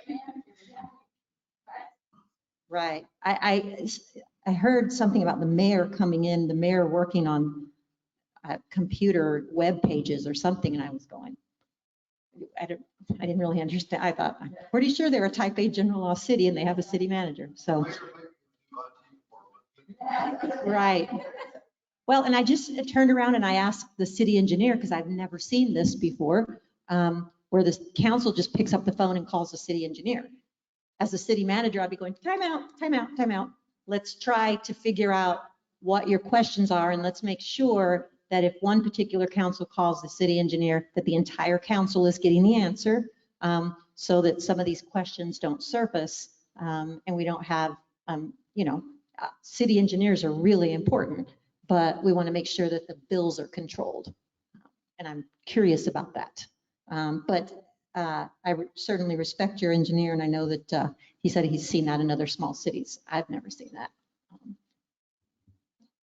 that. So then I have some cross-training. Is there cross-training? Are there succession plans so that if somebody leaves, does somebody else know how to jump in and do? That's what I heard. Employee retention, I'll just say, in my opinion, one thing with employee retention is you need to look at the market around you. And council doesn't usually like to hear that. But are you paying market salaries to these staff members so that they will stay? When you have good staff members, they stay here and they want to stay in Blanco. Because your chief of police has probably experienced this, possibly your acting city manager, but cities love to call and steal and offer you more money. And, also when an employee is not happy, they may look elsewhere and they may discover that the salary is much better somewhere. So we want to look at market, we want to study the market around this area. Any verbal agreements that may have been done, I guess I'll speak with your staff about that unless anybody else has information. That's amazing.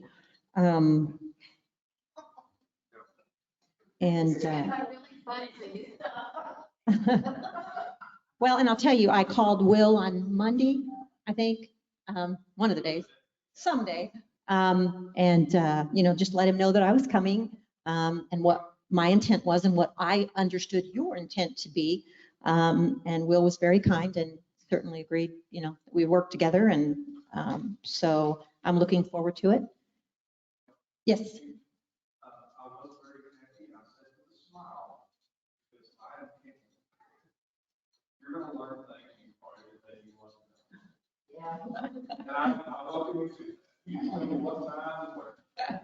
No, I definitely, Will was very helpful and also was quick to say, hey, I'm just kind of doing a favor right now, trying to fill in for this position. So I actually felt kind of bad for your city administrator. So anyway, yeah, I'm sure I'll learn some interesting things. But that's what we're here for. This is a discovery process. This is a recommendation process. Again, I want to make clear to you and to any staff, this is not a headhunting, a witch hunting process. That's not what this is about. This is about getting your city on track policy-wise, procedure-wise, making certain you have good job descriptions, you have a very solid organizational chart, so everybody understands who's supposed to answer to who. Like I said, I'll be looking at the market studies, there's a lot of agreements in my head I'm thinking about right now that I'd like to look at. We'll see what's here. We'll see what's in writing and what's not. So that's what I understand. I'm going to give you my personal email address right now, and it's my name, all one word, and it's at for Yahoo, but it's not Yahoo. It's at ymail.com. If you think of something else that you would like me to put in the agreement between the city and me, just email me and let me know. Because what'll happen is ultimately that'll come forward to the council and the whole council will know about it. We want to make sure we're transparent during this whole thing. And when I talk to your staff, I have a feeling they'll probably come up with some other things. And so I will put a comprehensive agreement together. And what I'd like to know is, do you want me to bring that agreement to the June meeting? Or would you like to have a special meeting and give me a timeline to do this? Personally, I'd rather, if you can, the sooner you can get it to us, the better. Okay. We'll call a special meeting for that one item. Okay. So Mayor, Council, what I will do is I will be in contact with your acting city manager. And once I feel like I have all the information that I need, then you will probably have, what is today? You'll probably have an agreement, a proposed contractual services agreement probably next week. And then whenever you put it on the agenda for a special meeting, I can work with your city administrator on that. And as soon as that happens, I'll start running, see what I can do. Okay, absolutely, and I really do appreciate, I do think we need to have a special meeting now that I think about it, because there's some other cities that I'm helping with their budget. And so July and August are going to be really busy for me. So if we can get most of yours knocked out early on, that's probably better. Okay. We want you to help us with our budget too. I have budget on here and I just skipped right by it, but I have it on here. And I also want to say that in the agreement, so nobody's surprised, not you or not the staff, I also want to say that there may be some times, such as your budget, that I might bring somebody contractually in that actually would charge less per hour. It's more economically feasible for me to do it that way. So the wheels are going to be turning in that area as well too, on what I can do to try to, cut costs in some of these various places. Okay, so if you see subcontract on there, that's what it's about. I am a big believer in doing the most we can with the least amount of taxpayer dollars. So that's what we're going to try to do. Okay. Thank you so much, Ellie. And Council, just to follow up very quickly on open meetings issues and closed session, I just wanted to alert you all that the discussions related to general policy discussion about the application of policy to classes of employees in general are not permissible for closed session. If you're going to discuss an employee, then that may occur in closed session, but a discussion on general policy like what just occurred right here must occur in open session. And that's the Gardner case. So I just wanted to make that clear in case anybody had any questions about that.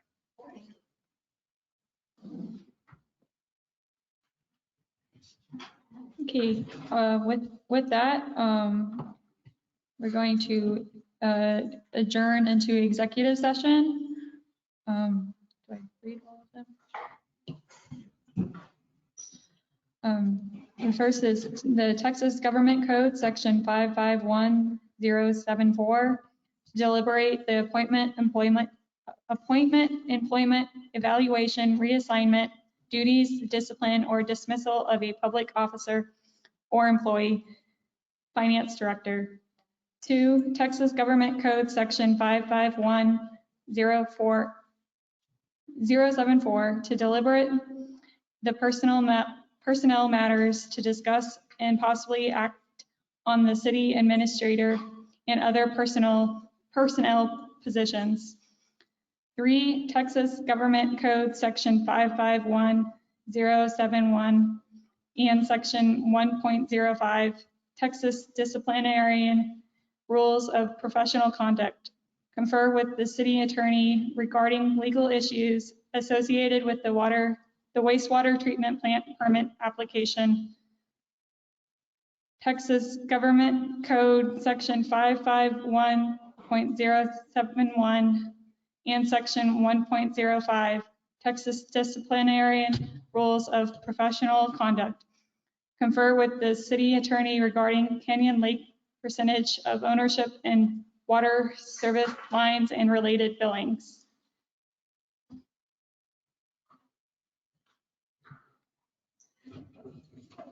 Do you want to go, if you want to go in that office, you don't put my name in, you don't have to outside of your.